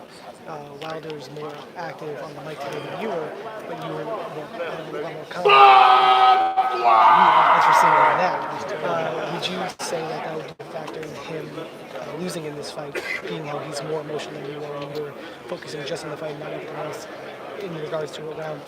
Yeah, I think it's it puts him into a different scenario. I think he probably got up this morning like, what am I going to say? What am I going to do? How am I going to look? All this crazy nonsense. And me, on the other hand, I'm thinking, when can I get back to training? When can I work on my right hand? How much faster can I get my left hook? That's not my type of scenario. I got up this morning, and I'm not gonna lie, you're hearing this first, and you're hearing it as well. I had to shine my shoes to come to this damn event. He gonna pay for that, right? I wasn't thinking like, I'm gonna say this to him, or I'm gonna say that to him, or let me talk about this. Yeah, did it come out? By all means, it did. At the same time, I'm fully focused, and my mental mindset is train hard. Get up tomorrow, train a little bit harder. The next day, train harder. Okay, did you do this right? Did you do that right? So when it comes May 18th and I step through the ropes and they announce my name, I'm 110% sure that I've done everything that I need to do. Thank you very much. Good luck. Dominic, how are you? So, I've been hearing you say... What time you got? Ready to get out of here? Last one? One more. I've been hearing you say a lot, so we want to start with you calling Deontay a bum. Why do you think he's a bum? Man, you seen him fight? I mean, look at this guy smirking back here. You seen him fight. Everybody's seen him fight, man. He ain't done nothing that should be done right. How in the hell can you be the heavyweight champ and you slapping people to sleep? Right? I mean, I've seen the slap challenges online. He should join one of those. There ain't no way in the hell he gonna slap me with some crazy ass right hand and get away with it. You said the best way for a sparring partner is find a basketball player that's never fought and put him in the ring with you. That's how you can prepare for Wilder. But aren't you as well a former athlete? Yeah, I'm a former football player, quarterback actually. Very highly intelligent quarterback. Played on the gridiron, picked defenses apart. 11 other guys are trying to get me every single play. I got one bum in front of me, one chump. He ain't got a chance. Because you're saying football is superior to basketball. I'm not saying that at all. Football is not superior to basketball. Nor is boxing superior to the Major League Baseball. Everything's in its own profession, right? At the same time, we all prepare differently. We all prepare for our game, our championship, our playoffs, our match, our bout, whatever it may be, in a different manner. I know this is coming off like I'm pro Wilder, but it's just some questions to everything you said. So you said he doesn't have any traditional skill, yet you both went to the Olympics. He medaled and you didn't. Not bad, man. My cap don't even like that question. Wilder medaled by default. It's not like he made it to the medal rounds. The guy he lost to the silver medal. Is that correct? Is that the way to put it? I don't think he. I mean, I know he's a bronze medalist, but it's not like he lost to the guy that won or something like that. He lost to the guy that lost. Yeah, I didn't get a medal, but I also made it to the Olympics in about 48 amateur fights, 18 months on top of that. Made a fast track to the top in 10 pro fights. I've fought former Olympians, Puerto Rican, U.S. Olympians. My resume reads a lot better than his does. I know he's got 40 pro fights and he's knocked a lot of guys out, but come May 18th, man, his reign is over. You said your resume reads better than his. Who's a bigger win than Luis Ortiz on your resume? Who's a bigger win than Luis Ortiz on my resume? Yeah, you said your resume reads better than his. I'm saying, then who is a better win on your resume than Luis Ortiz on his? Man, I just knocked out a couple of undefeated guys. Izu, Negron, Eric Molina wasn't you consider undefeated. him better than Luis Ortiz? Oh, definitely, man. Well, how old is Luis Ortiz? 49 years old? Southpaw? Cuban? Defective? I mean, come on, man. He's a great fighter. Wait, didn't the Cuban dude, Luis Ortiz? He had Wilder hurt on stilts. On stilts, right? 7th round. Only thing wrong with him is he ran out of stamina. He couldn't finish the fight. That's another loss in Wilder's book. And I'm sure mentally at night he's thinking about, damn, I should have done this, I should have done that. You know, he comes and fights Fury. Fury came off 150 pounds, weight cut, 2-year layoff, and had the night of his life. To a point that when they called it a draw, I had to walk out of that arena. I was in such disgust. Are you Fury, upset? All right, this is the last question. All right. Are you upset that he didn't take that Dazn alleged offer where he was being offered $20 million? Would obviously bring your purse higher? Would you rather this been on wherever they were paying more money for it? Nah, that don't make any sense, man. I'm gonna make my own rules and call my own shots once I get my title. Wilder should have took whatever deal would have worked for him, because it's a retirement party for him. For me, it's my coming out party. And you said after you win, everything you do is pay-per-view. Oh, it's about to be. Yeah, you're gonna find out May 18th. You're gonna be like, man, this dude could fight. You know, we're gonna fill arena after crazy like crazy. I'm a fan favorite fight, man. It's gonna be something beautiful. Thank you, Dominic. Verge, one moment. Yo, how are you? what's up, Ness? I know you gotta go. So ultimately, what was your decision in getting involved with Dominic Brazil? Well, I got a call from a mutual friend of his and mine. Asked me would I be interested in training with him, and I told him that I would, and have Dominique come up for 3 to 4 days, and we work out and share philosophies and things like that, and see if we could merge and gel together in mind and spirit. And that happened, and so we made the decision to work together. Do you think that this personally affected Wilder, being as though after the Tyson Fury Wilder fight, Andre Ward had some things to say about him not wanting that rematch? You're Andre Ward's trainer. Now he's going to be probably training in Andre Ward's gym. Or is this completely nothing to do with the other thing? As far as Andre Ward saying what now? Just seeing like Ward's old trainer now is teaming up with an adversary of Deontay Wilder when Ward had some comments of Wilder in the past. Just seeing if there's any connection. I don't think there's connection there. That was his opinion. I think that people should have had him be more give better explanation instead of just going to their own way and opinion about it. He said it, so I think he should have been able to clarify it more without a rush to judgment. But it has nothing to do with Dominique being in the gym. Anything to do with Deontay's last fight, and you may be watching it and seeing that there are huge holes that you can capitalize with Dominique?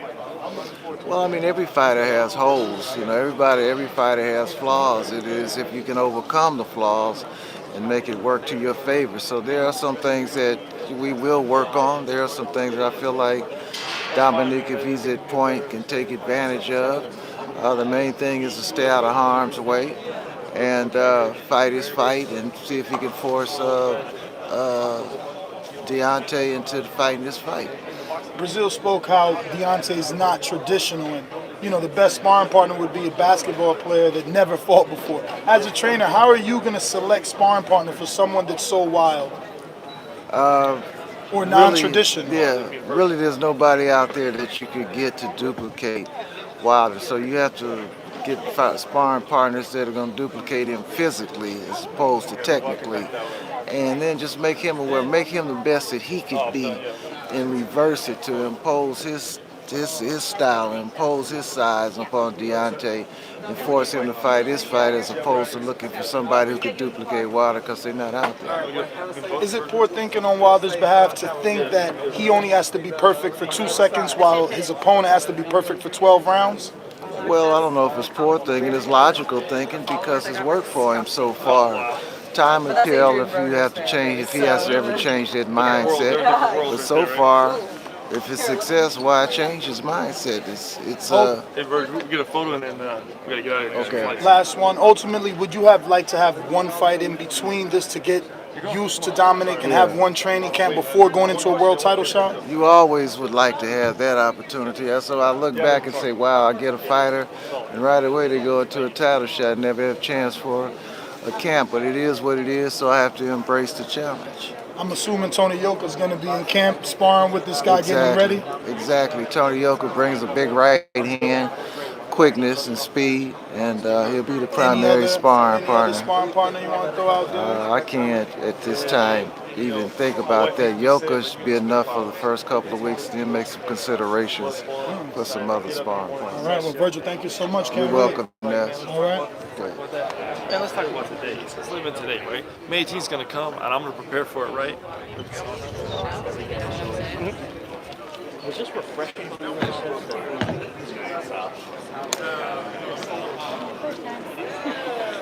It's not surprising coming from Deontay. I mean, we've done, this will be our 12th fight together, and he spent a fair amount of time with him, and I know he's a loyal guy. But that's not the end of the conversation. Loyalty doesn't mean, you stay with, you dance with who brought you, even if it means taking 1/10 of what's available on the open market. That's not the kind of loyalty we would ever expect. Loyalty means if you are generally in the same neighborhood with the financial opportunities, I think loyalty is the tiebreaker to stay with, who got you there. And I think that's the situation. So that's why I think it's important to emphasize Deontay isn't making a financial sacrifice. Now we're not going to publicize all of the financial arrangements like others have seen fit to do. Now, if we did, then I think he'd probably receive less criticism. But his financial arrangements are his business and his business alone. So, but to be absolutely clear in sort of general terms, we never saw this as be loyal and take a lot less money. He has established himself, at a certain level, and he's due compensation of that level, and he's getting that. He just decided to stay with his current partner in order to continue getting that.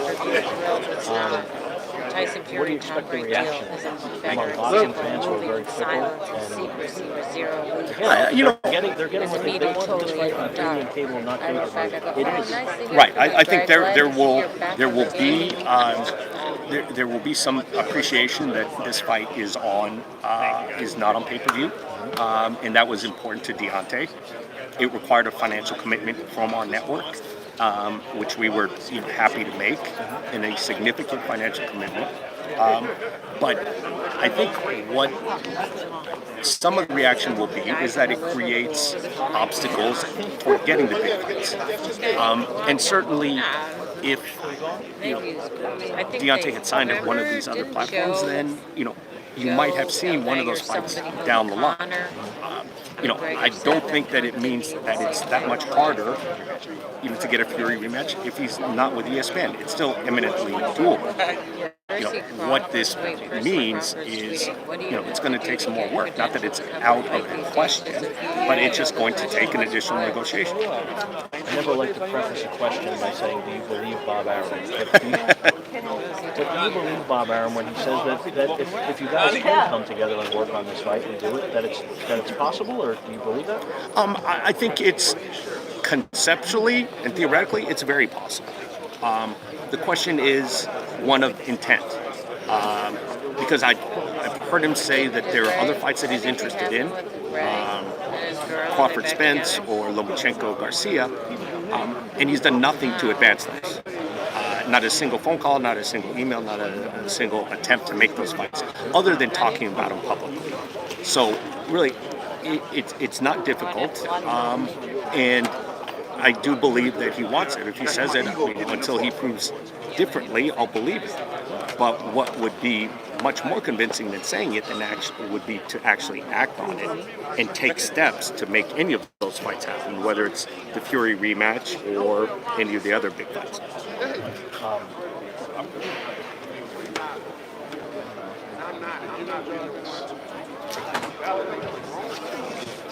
you done? I'm gonna run to the bathroom. I love these press conferences. Only two people. Edit to who I need to get it to. He says we do that,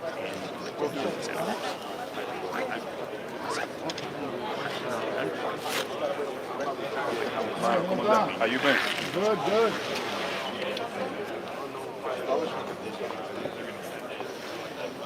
As a like it's sort of yeah, but I'd rather.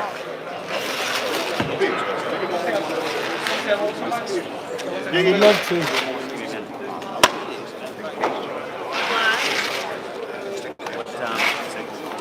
Tell me what outfit you're with again? Boxing Boys. Good to see you. Yeah. Sorry, I know you're going to do it. Thank you. Deals open.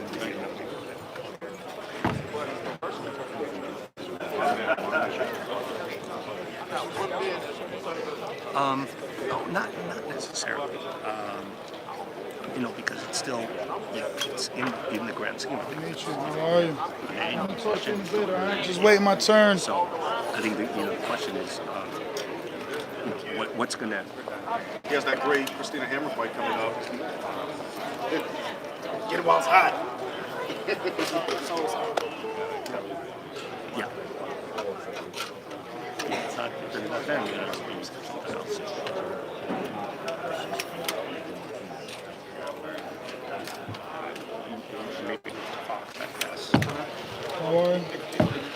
I mean, I don't know that, but I'm like, yeah. Yeah.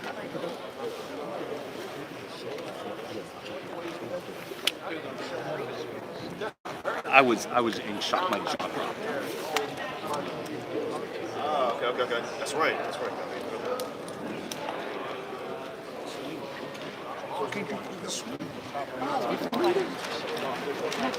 Can't get in there, bro. I wait my turn. I don't want people. I'm waiting. They're talking something off air anyway. So once they're done, I'll do my thing.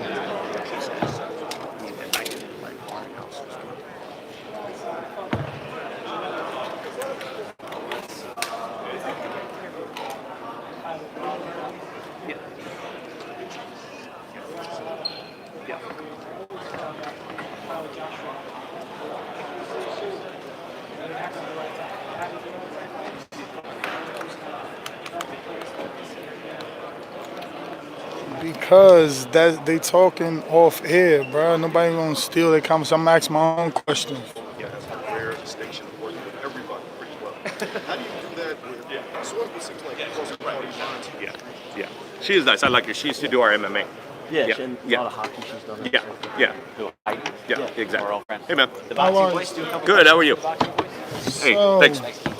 I guess. So let's, we can talk to Mark later in the week. Okay. Well, she set it up for tomorrow. At Okay. 11, so All right, great. Assuming that's all right. I don't need to do it. No, right? no. Hey, man. How are you? So Good, I guess how are the you? public wants to know: did Showtime have a match to write off? Have a match. Did you guys get the opportunity to match this DAZN offer? Look, Deontay and I agreed that I wasn't going to get into the specifics, but look, I can say generally this. When we talked about loyalty, and I tried to make this clear during the press conference, our expectation was never that you remain loyal, and the way you remain loyal is by taking a fraction of what's available in the open market. That's, that's not a realistic expectation of loyalty. The way we view loyalty is, look, if you've got a couple offers or more that are in the same ballpark, loyalty is sort of the tiebreaker. But we wouldn't be asking Deontay to take massive discount from what's available on the open market in order to stay with us. I mean, why would someone do that? We don't begrudge any fighter, making the most of what he has available. So I think there's an impression out there that it's either loyalty or money.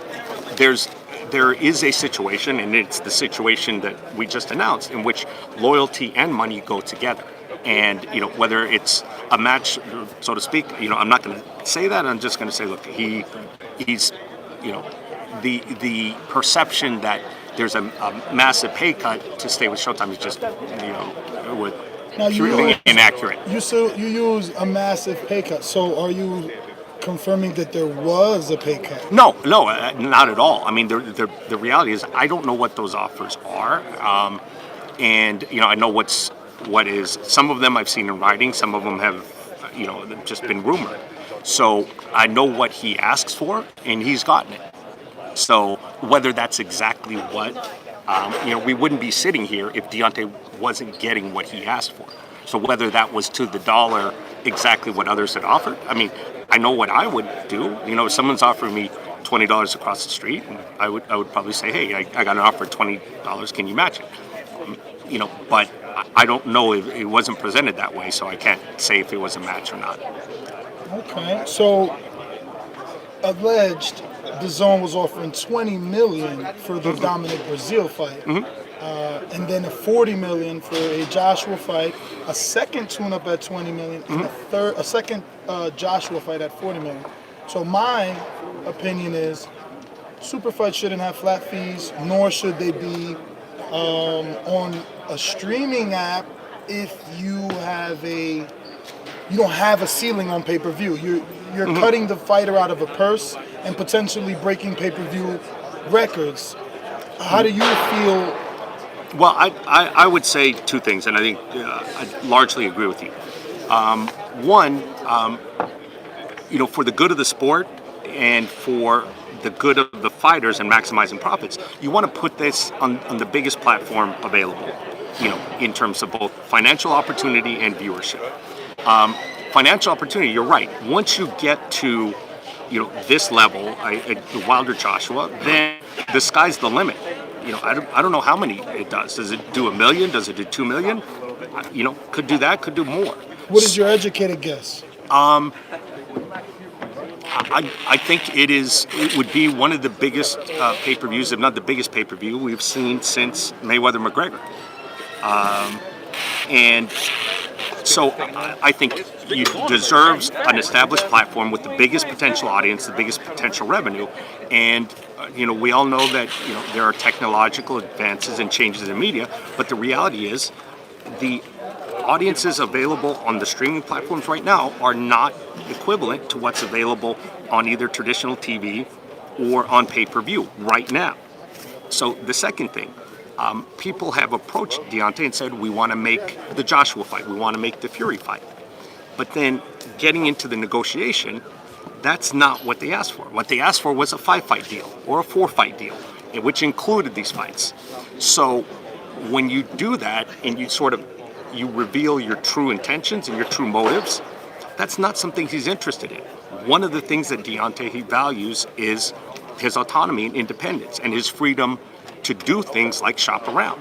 If he wanted a multi-fight deal with Showtime, he could have it. If he wanted a multi-fight deal with any other platform, he could have those too. That's not what he values. He is an entrepreneur. He bets on himself, and he's willing to sort of take the risk.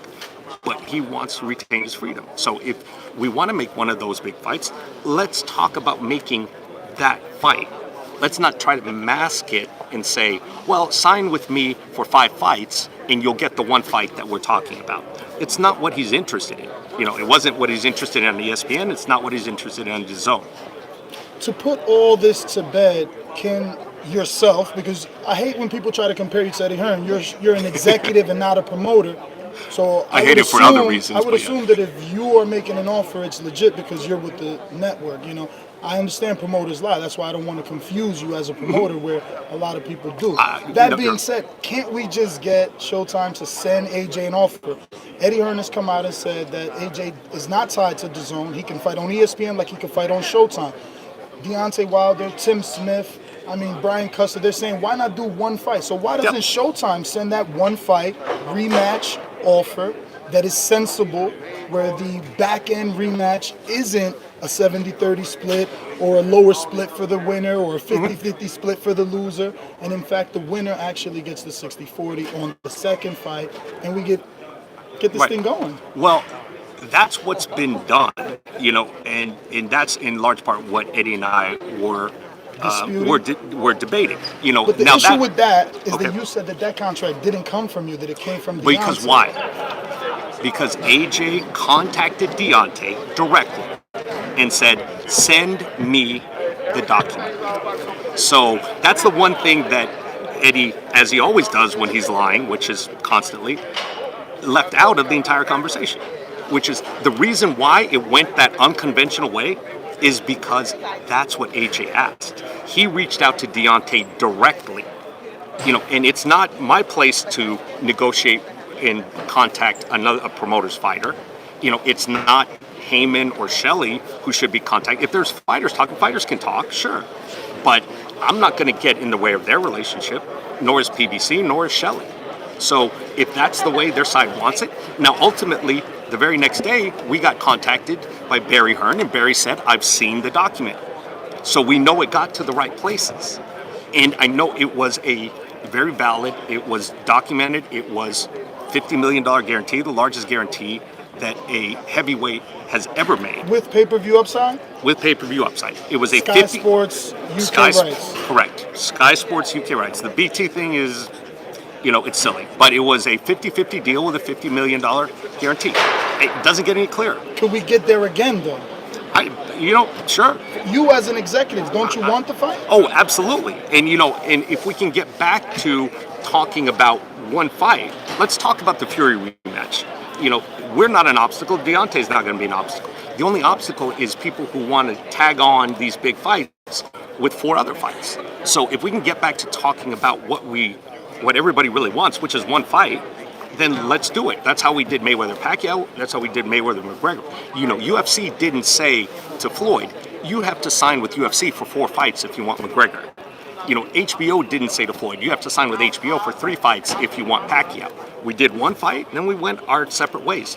That can be done again, and it should be done again. And you're saying that could be done with ESPN, because you're saying Fury, not Joshua. So no, it can be either way. Fight? No. I just using that example. Okay. I think either fight is doable. Either fight, look, we're not going to stand in the way of it. Co-broadcasting is doable with ESPN and DAZN? Well, look, there's a lot that needs to be negotiated. I don't know what a co-broadcast would look like, and all of those things. There's a lot to be. But if you're saying, look, would we say we would never work with someone? No. We're not demanding. We're not demanding anything. We're saying, look, all we're saying is, in order to get this done, let's talk about one thing, not a 5-fight deal. You tried that with Deontay, it didn't work.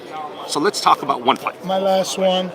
We've seen the news indicate that John Skipper sat down, met with Deontay's people. Can we hear Espinoza's going to sit down with Eddie Hearn and Anthony Joshua and present a new offer for the future fight? I'm happy to do that. If that's what it takes. I think Eddie has said that I think he prefers to go through Skipper now, like Skipper's the key. If that's the key, then absolutely. If it's me sitting down with Skipper, if it's me sitting down with Aram, it doesn't matter. You have a relationship with Skipper? We've crossed paths. I don't know him well. I know a lot of people work with him who highly respect him, and he's got a great reputation. And he's always come across as a reasonable guy. That's his reputation, is a very reasonable, practical guy.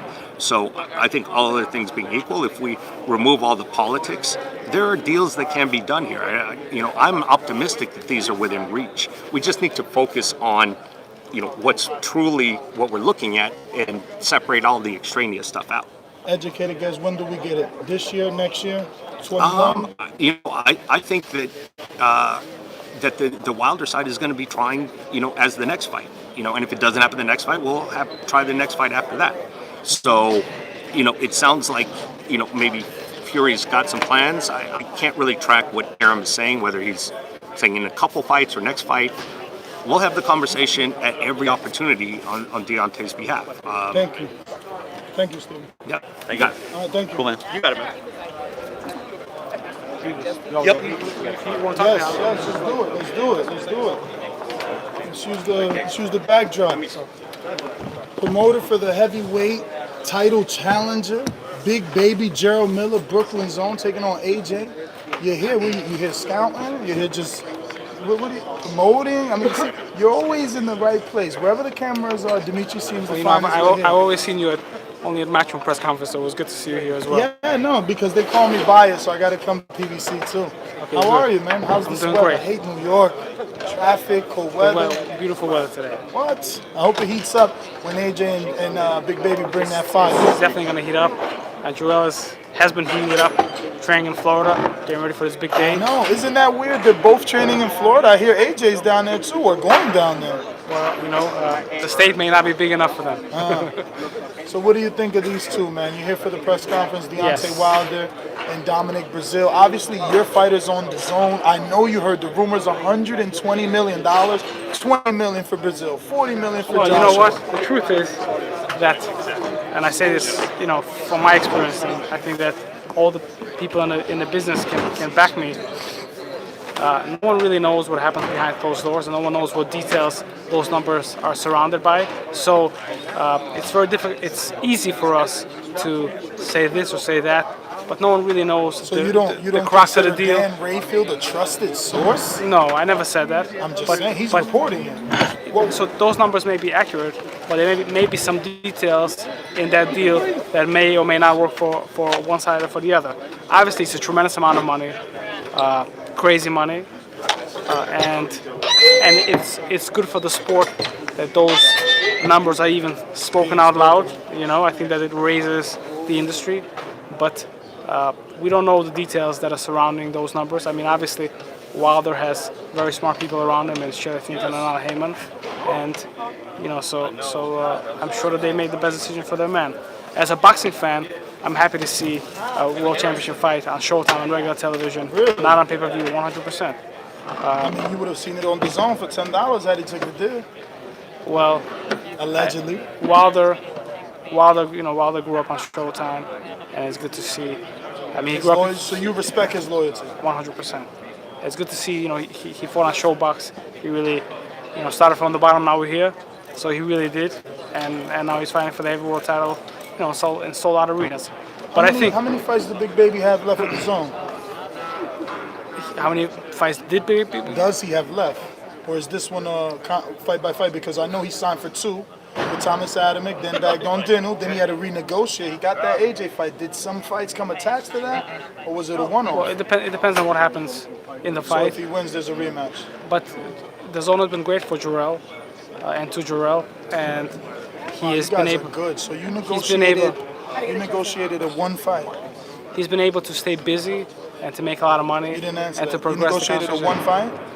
So like if he wins, he can leave. It's not for me to talk about my father's business. You're the promoter. Who else am I going to talk about? I am the promoter, but not in that type of detail. We're very happy with the zone, and they did a great. Jarrell is very happy with the offer and with the deal that he has, and I'm very happy for him to be able to fight Anthony Joshua for the unified heavyweight title in his own hometown in New York City. That's what I'm saying. If he wins, he's already done it in Brooklyn. Where's the next fight happening? Honestly, those details have not been discussed. So the rematch isn't going to happen in the UK. We don't know. Because the zones offered to Wilder said first fight in the US, second fight in the UK. One step at a time. But those that pen never came to paper on that. You know what I mean? It was just things being talked about on the internet and to gather public opinion. So the truth is somewhere in the middle. You know what I mean? But but one of the things that I do want your fans to hear and the boxing fans to hear is that April 13th, Clarissa Shields is fighting Christina Hammer. You didn't give me the opportunity. No problem. It's all good. But I just want to talk about the heavyweight division. Jermaine Franklin, who's the best American heavyweight prospect, 17-0 from Saginaw, Michigan, National Golden Glove champion. You just signed him. Yes. So that you might be saying that because you're biased. No, he really is. He really is? He really is. When are we going to see him? I signed him because he really is. He really is. And When then are we we're gonna see him? going to see him April 13th. He's going to be the co-feature with Clarissa Shields. Who's he facing? He's facing Rydell Booker, 25-1. Has only lost to in peak James Toney. And then we have Otto Whalen, number 5 favorite in the world, 20-0. South African, right? Not South African, Swedish. Swedish. Number 5 in the world in WB and IBF.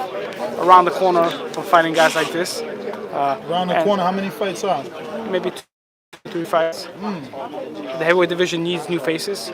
Are those the zone fighters or? No, they're Showtime fighters. This fight is on Showtime. Both those heavyweights? Yeah, both of those fights are happening on Showtime. And are they contracted to Showtime or fight by fight? They're fighting April 13th on Showtime, and I'm very grateful to Showtime for giving the exposure and the visibility that they're going to get on this big show. I'm asking you because you used Showtime to build Big Baby and then went to the zone. So No, I didn't. He didn't. Well, he got his biggest knockout on Showtime versus Donovan Dennis. Then he fought on HBO. Yeah, but none of the performance compared to the Showtime one, and that's the highlight reel that you guys use the most. Well, my responsibility to the fighters is to get them.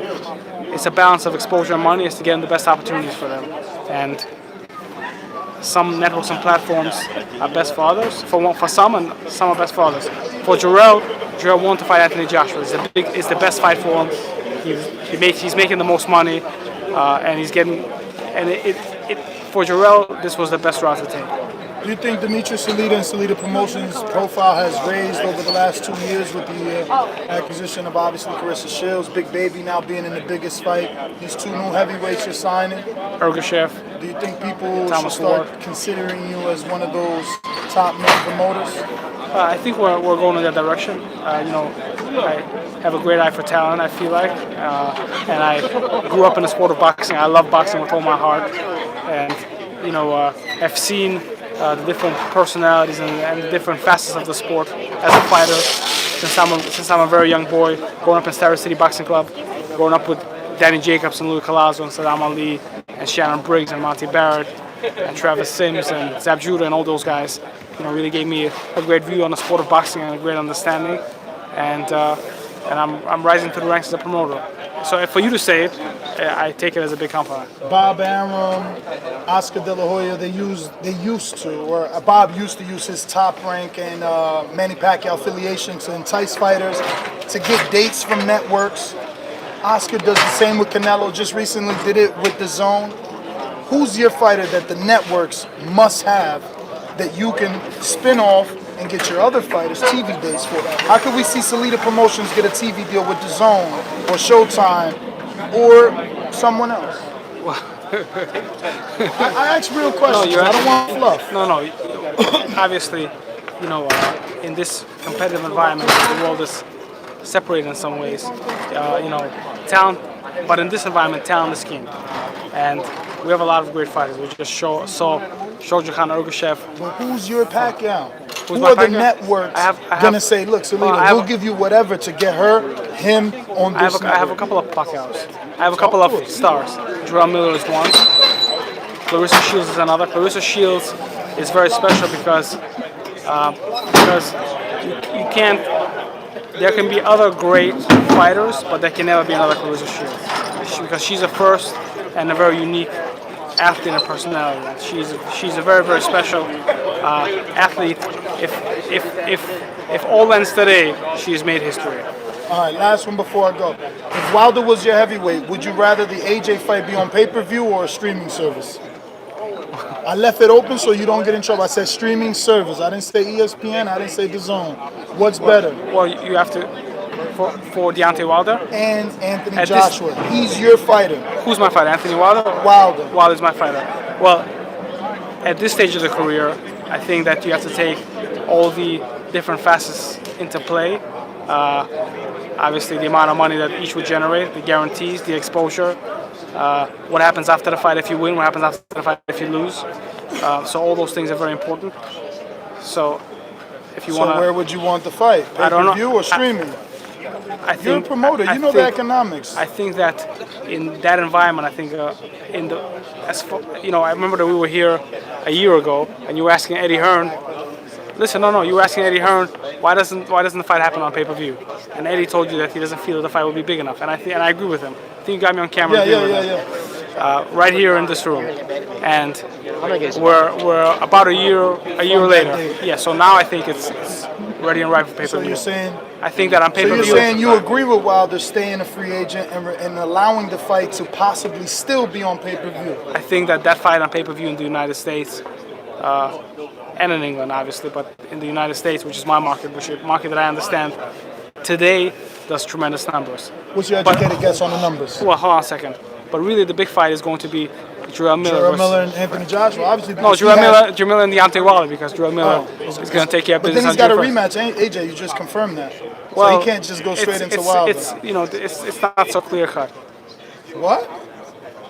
So if he wins, there is no rematch? Look, I mean, you said two things now. Now they're calling. Look, this is live. 1,000 people watching and you're lying. They're saying that you're contradicting yourself. I'm trying to slip and slide, baby. I know. So is there a rematch or not? Could Gerald take that and it's just like get this $100 million deal with now Showtime or ESPN? We appreciate the offer that Dazn gave us and for Jarrell Miller versus Anthony Joshua fight. All right, you still didn't give us your educated guess on the pay-per-view buys. AJ Wilder pay-per-view, the first one, how many? Maybe $1 million. Okay. Demetrius Maybe Salita? $1.5 million. 1.5? Maybe. Wow. Okay, that's Mayweather Cotto numbers. Demetrius Salita Promotions, Clarissa Shields, Gerald Miller, Otto Whalen. Jermaine Franklin. Thomas Ward. What's the guy that Rob Mikel? Shojakan Ergashev. He doesn't like that. Yo, Mikel, we know you got that fight. We want the rematch. Mikel, no problem on the rematch. Mikel the Fox rematch. is a great Showbox fighter. should pay for that. That was a great fight. But he lost. It's a great fight, but he lost. I don't know.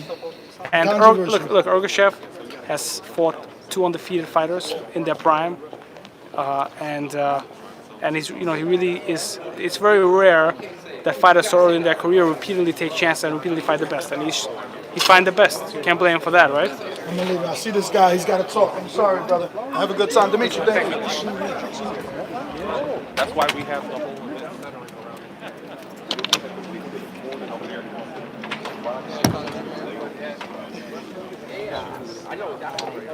You gotta wait for them to pull you. Okay. Driver, turn up. These are over. Perfect. Thank you. Yeah, And then you know that was a whole. Yeah. And you know that was a whole. You said the driver's outside. We had to go look for the code. Then we had to search it. We had to search it. To this big shoe, let me do that. She be like, every time you find out, she be like, Honestly, we're going towards. So a lot of people are getting excited about the fight. And it's an amazing thing. That's why it's a beautiful.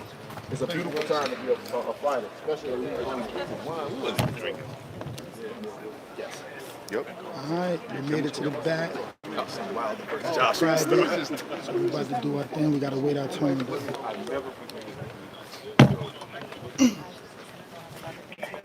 Oh, yeah, I'm good, man. Remember, I only got 1 minute. I got one question for you. I give you some respect. Oh, okay. Well, we have to discuss specific numbers. You know,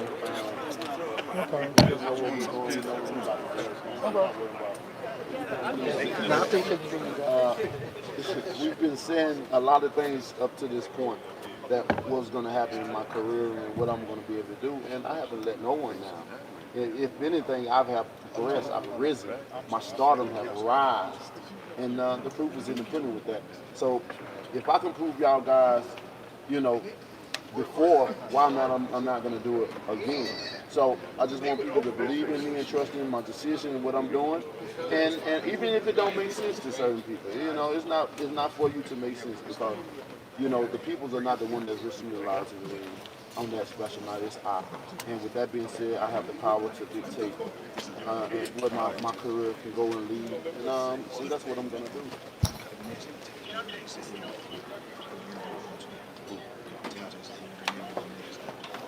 Okay, who's got here? Yeah, no, he got that. These are the only two left, Ness and that guy. Yeah, I'm just like, I just Yeah. huh? You got a problem. I mean, I'm on your time. I'm going home. Just what time to fight?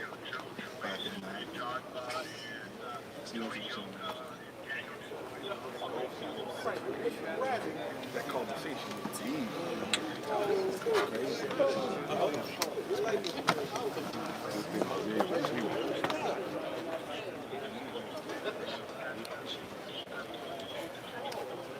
Yeah, most definitely. It's better for me and it's better for the sport of boxing. It's good for the heavyweight division. But we know that the heavyweight division, that's the, you know, least amount of fighters in the division is the heavyweight division. So that's why you see we may fight 2 or 3 times. You never know. But it's a good thing as well. You know, that's why it's so important to have an undisputed champion in the heavyweight division. You know, because of the lack of numbers that we have in the sport. But also, you know, you always have up and coming guys that's coming up that we haven't heard about yet.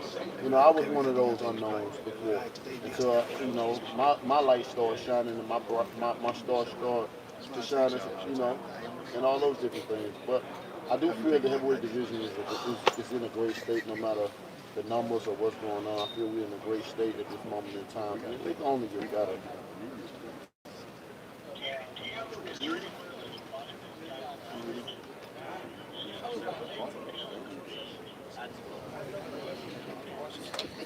Which ones you label?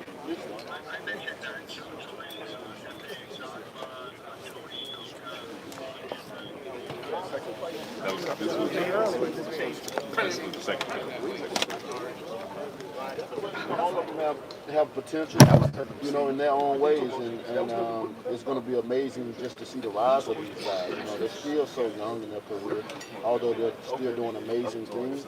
They're still so young to dictate what they're going to do. But, you know, as we're looking up on them, we have to say, you know, like I said, they're doing amazing jobs right now, you know. And we'll see when the time comes. I think, like I said, the heavyweight division is in good position, you know. And I know some of these guys that are coming up, they've seen what's going on. You know, they're in great position right now to be able to be in the background of everything, to see what's going on in the heavyweight division at its most exciting time. So they can really just gain knowledge on this situation and what's going on, and it can be beneficial to them. No problem. They got time to study. They got time to, you know, to see a lot of things. So, you know, I think they're in a great position, you know, trying to make their way up. And when they get in position, they should be able to know how to handle it and be able to be ready and do what they got to do when the times come.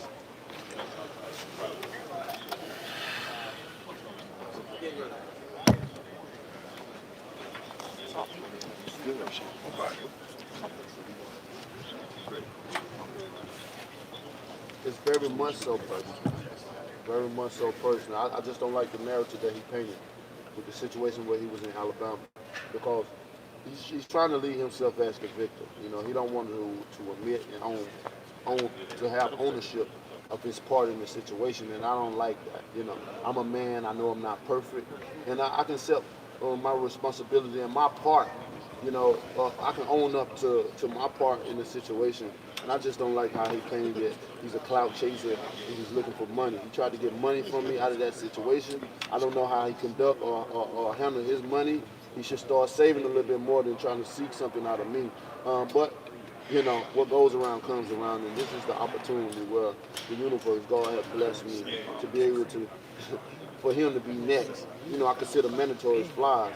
You know, like I said before, but they always buzzing in your ear, especially when you got something going on and you busy. They come and buzzing. So you know, yeah, I thank God for this opportunity. I'm definitely highly upset, and I can't wait for the fight. The last time I felt this way was the Stavern fight. We all know what happened to him, and I'm expecting something even more extreme with this situation.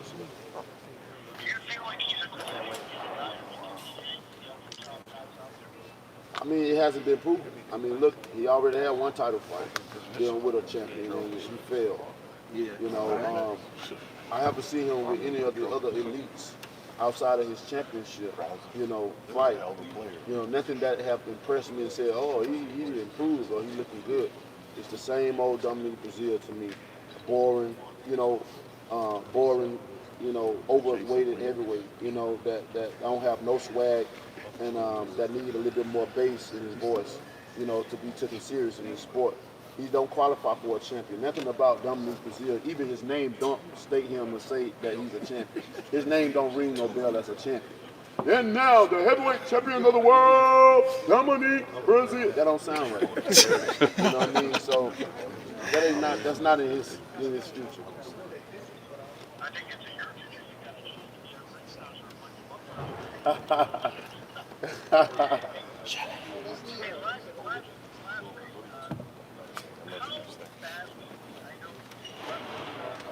Not the last thing, except there'll be two more things after that.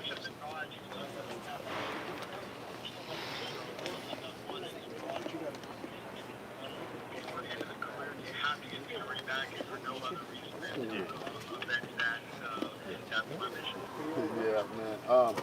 When I look at my career, I've had an amazing career. The things I've done, no one has ever done. To be able to knock guys out, and every fight I've fought has landed on me.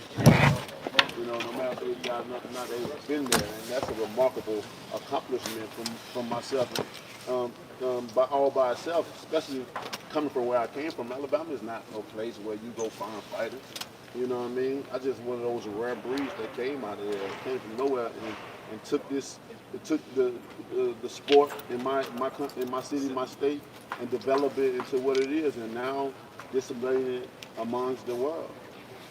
So yeah, it's amazing. What was the second part? What's so much going on? Right. What was that second, Kevin? Oh yeah. Okay, I remember. And of course, I'm definitely. I want to be like, I'm like Lennox Lewis in that sense. He revenged all his losses, and he won them. But on this situation, I'm not trying to revenge losses. I'm trying to revenge not knocking their ass out. So that's just a difference. You seeking to knock a man out, not to revenge yourself. You want to knock him out. And I definitely want to do that. Every fight I fight, if I don't knock him out, I want a rematch. That part I definitely want to do. And I went with this. You just said something in answer that you said. Is it true every fighter was 40 guys have knocked down at least 4 times every one of those guys? Is that correct? Most definitely. That I can remember. We sat down and thought, what fighters? And I can't think of not one. I mean, I've done a lot of things to these fighters, even broke bones, torn bicep, broken sockets in their eyes, broke the wrist, made them seized. If nobody don't want to see that in this sport right there, then then they ain't no boxing. We hope.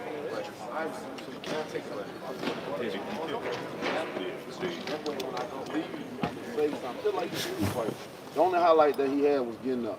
Because everybody like, how the hell did he get up? The most battered man in the world hit him. And that's it. That's all he got to claim. But man, good stuff, man. I appreciate you guys. Thank you, Tim. Thank you, Shelly. And Deontay, thank you so much. Thanks, Kevin. Kevin. Thank you. Thanks. One more. Yeah, one more. I got one more. Yeah, I gotta get that picture changed. You got a lot more facial hair.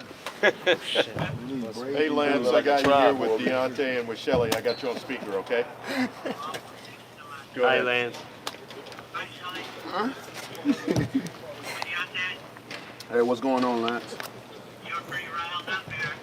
Yeah, man, they brought it out of me, man. I just, reminisce back on the past. They say when you go back in the past, you still draw up those same emotions that you felt. But not only did I drew up those emotions, it was even more intensified because I see this man on billboards now. I see him in person as well. When I see his face in person, it just does something to me.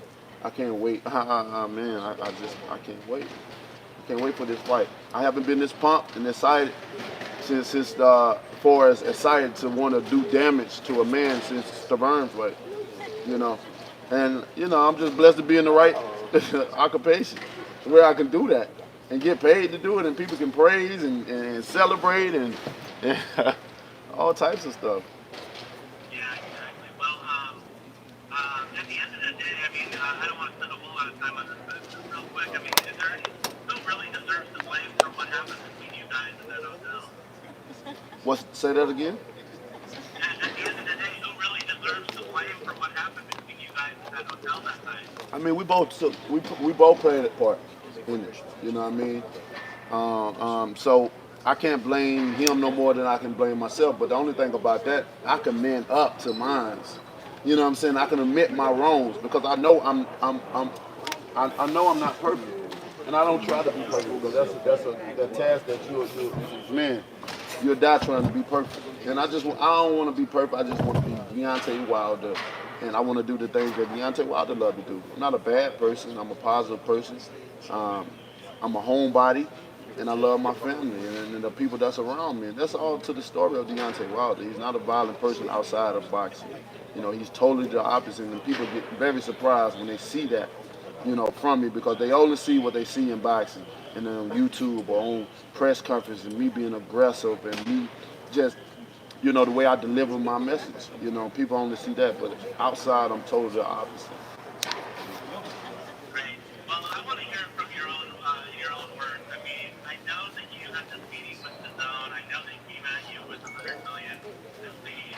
And I know that you've obviously done what you've done to align with Showtime for now and kind of see where the chips will fall from here. Basically, explain your decision to not take that deal that was presented to you. Well, we went in together at Shelley, and we had the meeting. John Skipper was very pleasant, very professional, but we felt that Deontay being his own man, own person, was a better opportunity where when he does pay-per-view, it'll do bigger. When he knocks out Joshua, more than several 100,000 people, we want to see it. And one thing, we asked, how much is Joshua getting? And we were never told the answer. And we feel that what they offered sounded good, but it might not sound good if the other guy was getting double or triple it, and we never knew that. Great point. Now, I think there's another thing in play, Shelley, is that they don't necessarily, I mean, just like you're, on a per-fight basis with Showtime, they're on a fight-by-fight with Joshua. So, I mean, who absolutely is controlling Joshua? Is it Dazn or is it Eddie Hearn? Well, Is that part of the decision-making, too? you say that. I've heard the same thing you're saying, but recently Eddie wrote publicly, if we want to fight Joshua, you got to come to the zone. You never hear us talk that way.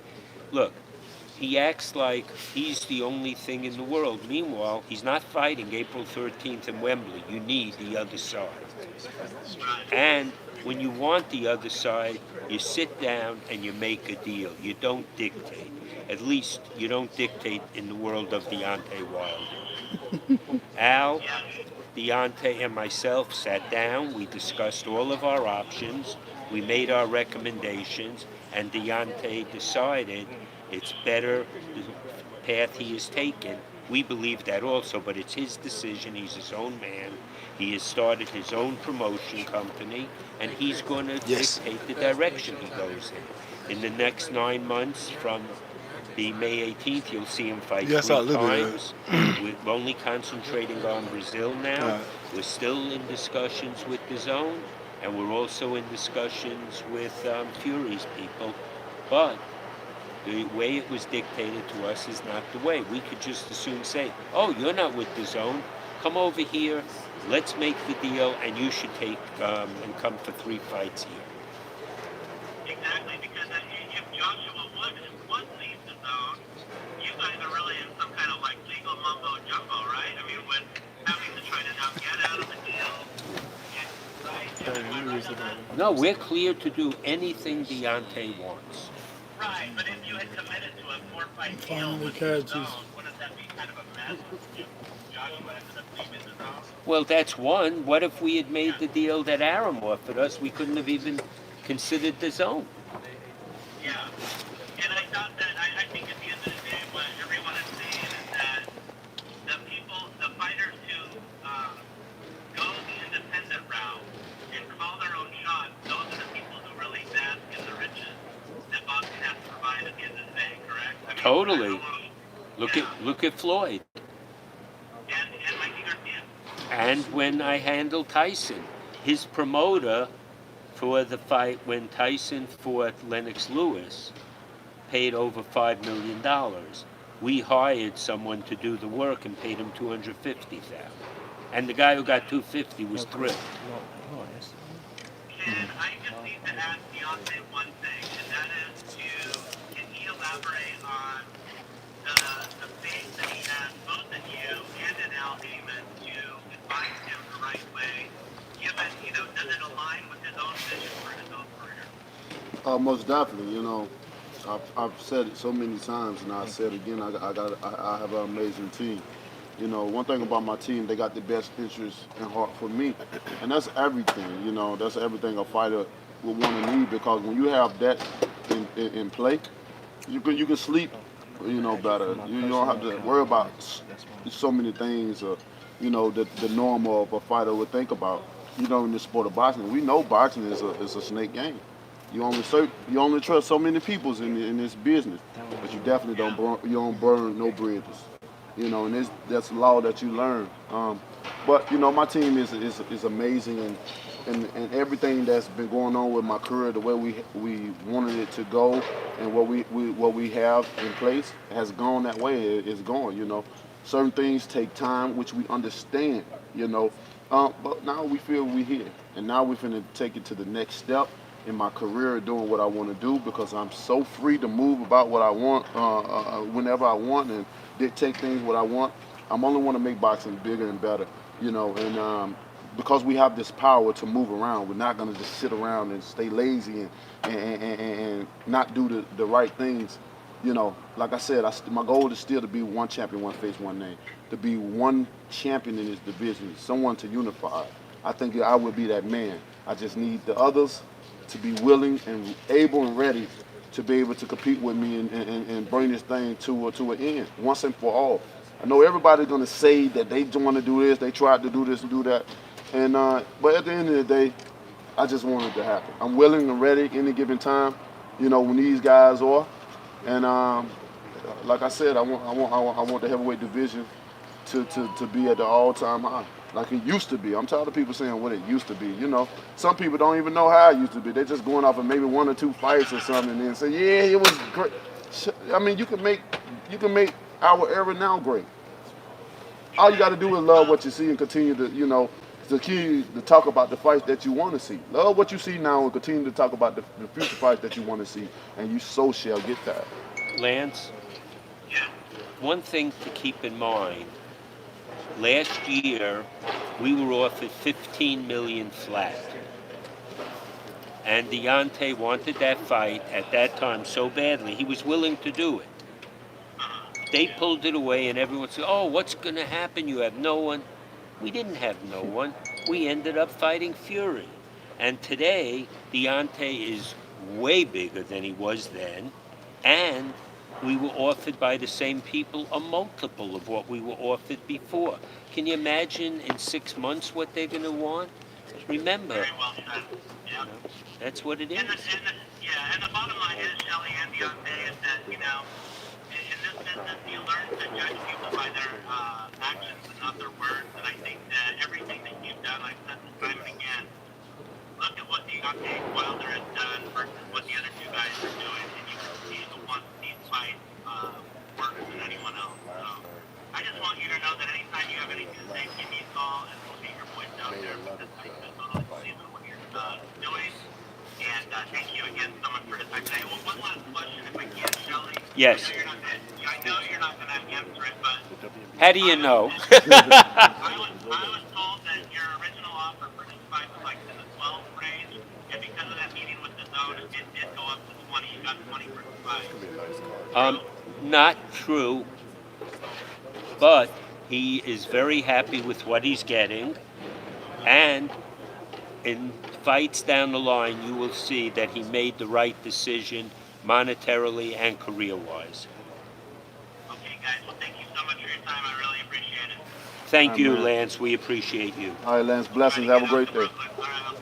All right, peace. We'll just this one kid. You want to come over?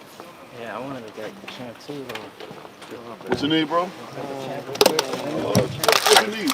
Let's make it happen. Don't lie. Be careful. Yeah. Yeah, it's your boy AG, Cornerman Boxing, Jackal Fitness here with the WBC heavyweight champion of the world. Thank you for your time, champ, and congratulations on all your success. How you feeling? Oh man, thank you so much, and I'm feeling amazing. You know, this is a great moment in time for me in the heavyweight division. You know, we've came a long way. Many people thought that we should go this direction or go that direction, or I should do this, I should do that. And in the midst of it all, I'm the last man standing, and I'm the one that got out the puzzle piece. I'm the one that hold the puzzle pieces. I'm the one that hold the key to it all. You know, I'm the only one that able to move like I want to. When everybody did I supposed to did this. It went from 12. I should have took 12 to 15 to 75. You're 100 now. Like Shelly said, what you think is gonna be in 6 months' time? You know, we ain't on nobody else's turn. Everybody feel like I didn't have nowhere to go. Wow, what he was gonna fight? What did he need to do? Look what happened.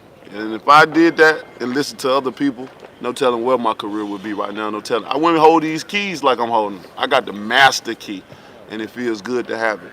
That let people know that we have a plan informed, and we're gonna be able. We're gonna do it, and we're gonna make that plan happen. We're gonna do it in a disciplined way, and then we're gonna do it in a timely fashion way as well too. We can only, you know, I can say we can only man up to our own responsibilities of why things didn't happen or not. Because everybody know I want the major fights. I mean, I can't express that enough. But I can tell you, we're still gonna work, you know, timelessly to get these fights to happen. You know, there will be one champion, one face, one name, and I can promise you that. Right, because you are the king of the heavyweight division, and you dictate the pace, so I can understand where you're coming from. It's foolishness to me when they say you're scared, you don't want to fight certain people, when you're the only one that took the King Kong fight.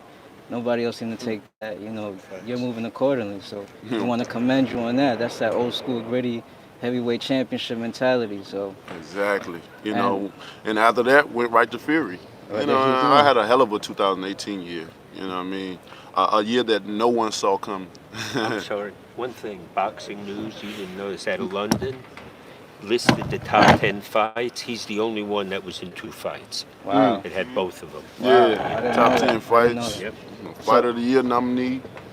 You know, I mean, it's just, my career been amazing, and what we've been trying to do with it, and to prove to the people that what we say is real. We speak the truth. We speak, you know, that's why, you know, if anyone doubt us or say negative things about us, they're just only to show their hatred towards me, or, you know, they want to spread their voice so people can hear, even if they don't mean it. Because a lot of people don't really mean what they say. They know what they see, and because I'm proof.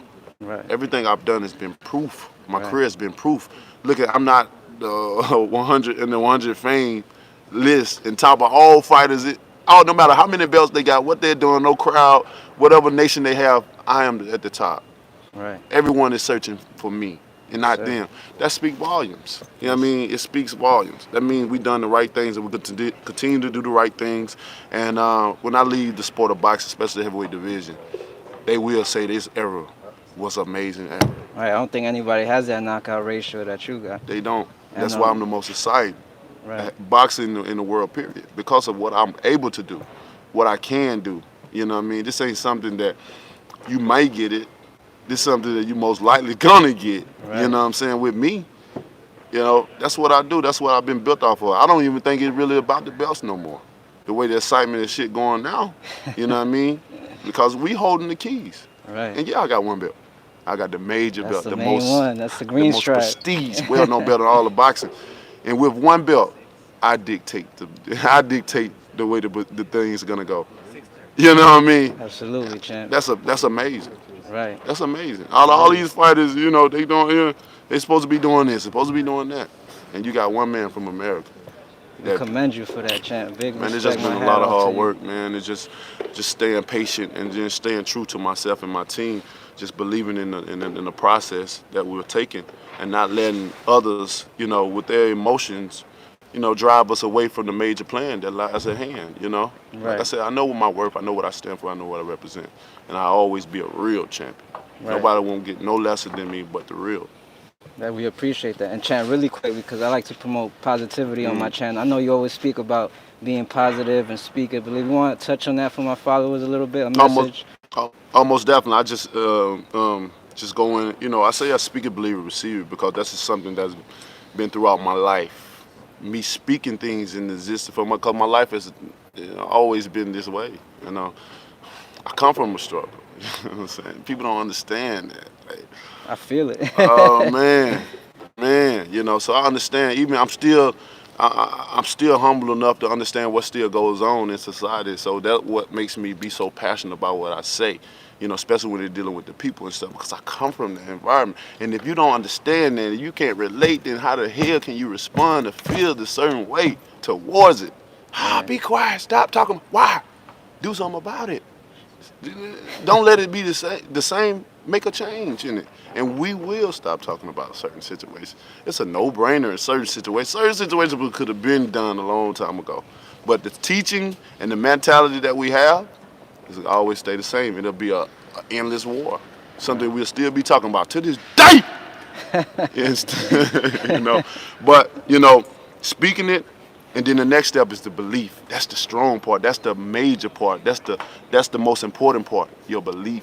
And they say faith is a belief, you know what I mean? But it is. It's your belief that whatever you speak in your life is going to happen. That's why you say you got to be specific. That's another rule to it. You have to be specific about what you say.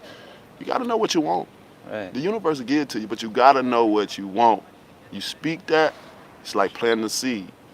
You believe that, that's the growth to the seed. The flower is going to bloom. It's pretty. You believe. The more you believe, the more water is going to be nutrient. You're going to put nutrients in that plant and grow. And then when you receive it, that's the bloom, the blossom that grows. Your rose petal is growing for you. The universe is magical, bro. It works in magical way. The way it lines up. I'm telling you the truth. I'm telling you only about my life. People can take it for what it is. I mean, I'm only gonna tell you me. Speak it, believe it, receive it. And I done told you the remedies, the recipe to it. We see it manifesting, so. Come on, man. Come on, man. You see it in person. I give it to you. Yes, sir. What more do you want from me? I speak things and I show you. I give you examples. I show you with my own life. You guys have witnessed it. Right. How can it not be true no more? That's my piece. All right. Well, Speak, believe, receive, baby, and it's yours. Thank you so much for your time, Chan. God bless you. Wish you the best, you and your whole team. God bless you. Blessings, brother. That was so Champ. dope. What's up, baby? How are you? Yes, indeed. Obviously, I just want to know, ultimately, what was the decision in not taking that $120 million offer from Dazn? Well, you know, we like having control of what we're doing. You know, I got control of everything. You know, all these other fighters, somebody else tell them what to do. I make the commands and demands around here. You know, I got a great team, and they're with everything that's been displayed. You know, if I got a idea I want to do, they go back and make it even sweeter for me. You know what I'm saying? And that's how it's supposed to work, because they have their best interest into me. And in a sport like this, you gotta have people that got the best interest in you, because it's a dangerous business, it's a dirty business, it's a snake business. Like I said before, you know, you gotta limitize the people you trust, and maximize on all the bridges that you can cross, because you don't burn bridges in this sport. You don't come when you're in a real negotiation, a real time. You don't come, tearing people down. You don't come mocking them. You don't come, calling them out of their names and stuff. We find that as disrespect, and we find that as a way that you do not want to work and do business in the first place. So it's not gonna go nowhere, And it's a lot of factors, that plays a part with the Dazn thing. Hey, they couldn't even tell us what they was gonna give Joshua. They wasn't prepared for what we came in with. They wasn't prepared for us. Not that I don't want to know, but why do you guys care what Joshua's getting? Shouldn't it be about what you want, what you're getting? Not that I don't want to know. I want to know what Joshua's getting too, but I'm just saying. No. As a fighter, shouldn't you care what you're getting? No, because if you're getting $1 and you find out the other guy's getting $3, that's not the way it is. So no, you want to know the whole pot and what the division of that pot is. And they refuse to tell you. Correct.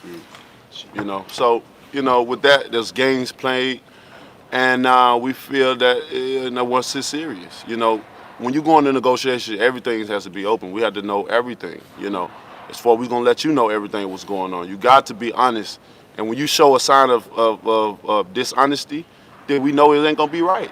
We know it's not gonna work. All that plays a factor. I'm risking my life just like him, and we just want what's right, But the thing about it is, being able to run your own thing and do your own thing, that leaves that door still open. We still have conversation with Fury people, Joshua people, and that's the thing that we have. That's the power we have, being able to do our own thing, to still keep those relationships and doors open to those people.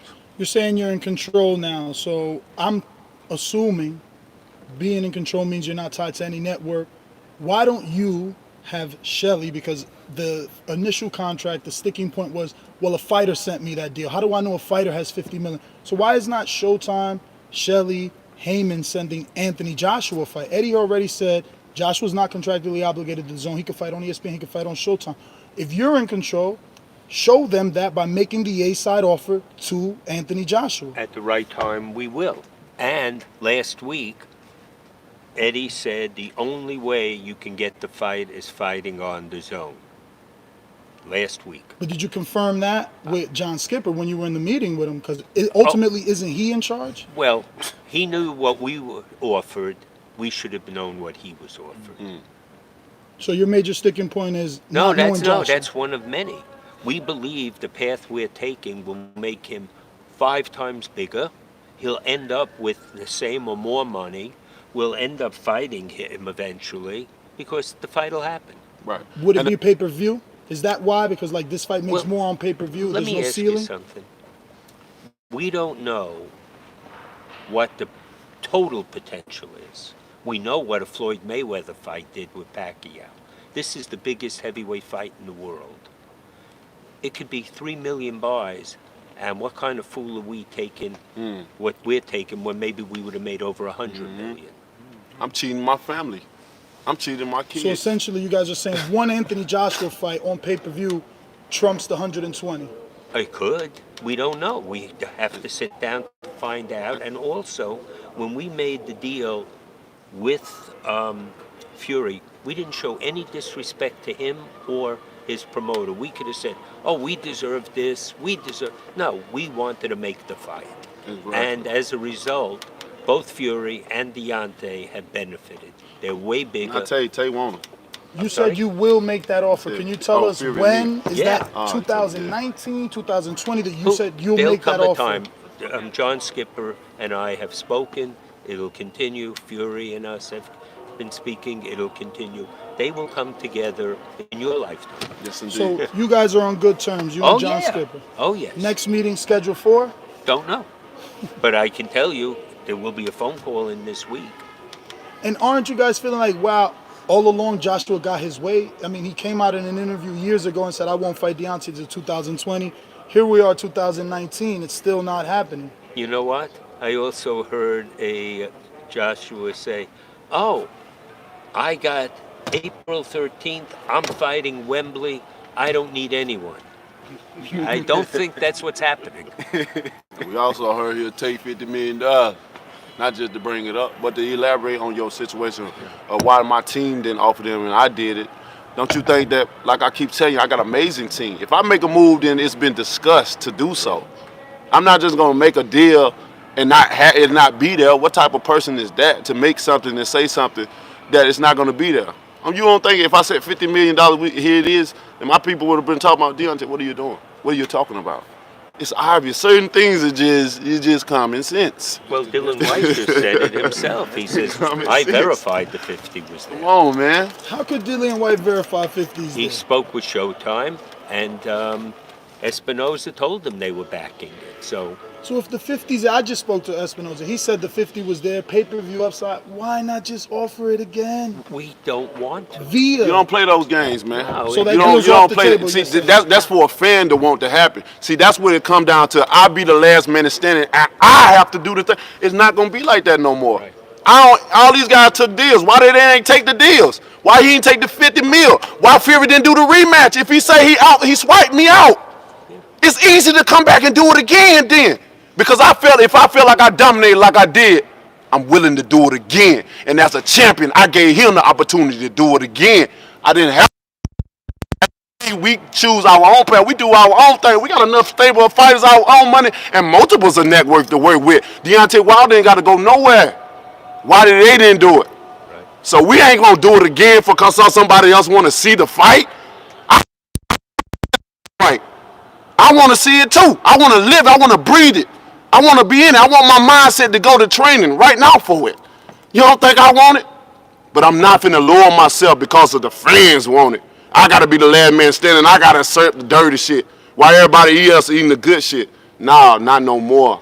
I'm not doing it no more. I showed y'all that. I lowered myself multiples of times. How many times have they done it? Not one fucking time. And that's the end of it. So that's the question. You accepted 12, you accepted 15, and now you're seeing that you're being offered 40 guaranteed. How do you assess this new value of Deontay Wilder? Well, it's triple what he was a year ago, and I believe he'll be triple that in a year from now with what he has planned and what he's doing. Look, in the contract with Fury, we had a rematch clause. No one thought it was going to be a draw, okay? If it was, he had to fight the next fight. He took the deal with Arum, not us. He then came back and said, I'm not fighting you next, not us.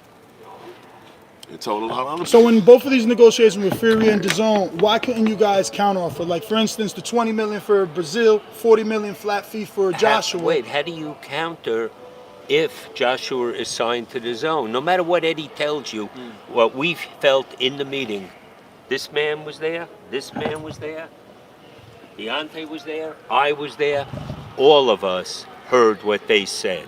It wasn't like Joshua wasn't theirs.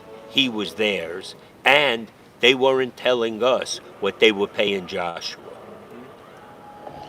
All right, champ, but I got no more, and I know my man Right, got Slide, next. slide, So I'm slide, out. Thank you slide, guys so slide. much. Appreciate it. Yeah, brother. Thank you. Thank you. Get home safe, Shout out Shirley. to Sheep. Appreciate it. Better go, bro. Love, bro. Yeah, you see that? The champ watched the show called y'all sheep. Yo, you see him? He called them sheep. Yo. Oh, they locked us in. Ron, thank you for waiting, champ. Me and Ron. Me and Ron killing it. We shut it down. Getting walked out by security. What? My phone about to die too. It was like on 10:10. This is like a 2-hour live stream. So you see, I asked all y'all questions. I couldn't do Patreon because I'm using my phone to live stream, so I couldn't. This way. Couldn't do Patreon, guys. So next time, I'll probably get them on the show. But I gave you everything you wanted, man. I mean, we talked to Espinoza, we talked to Wilder, Brazil, fucking Tim Smith. Who didn't I get? Champ?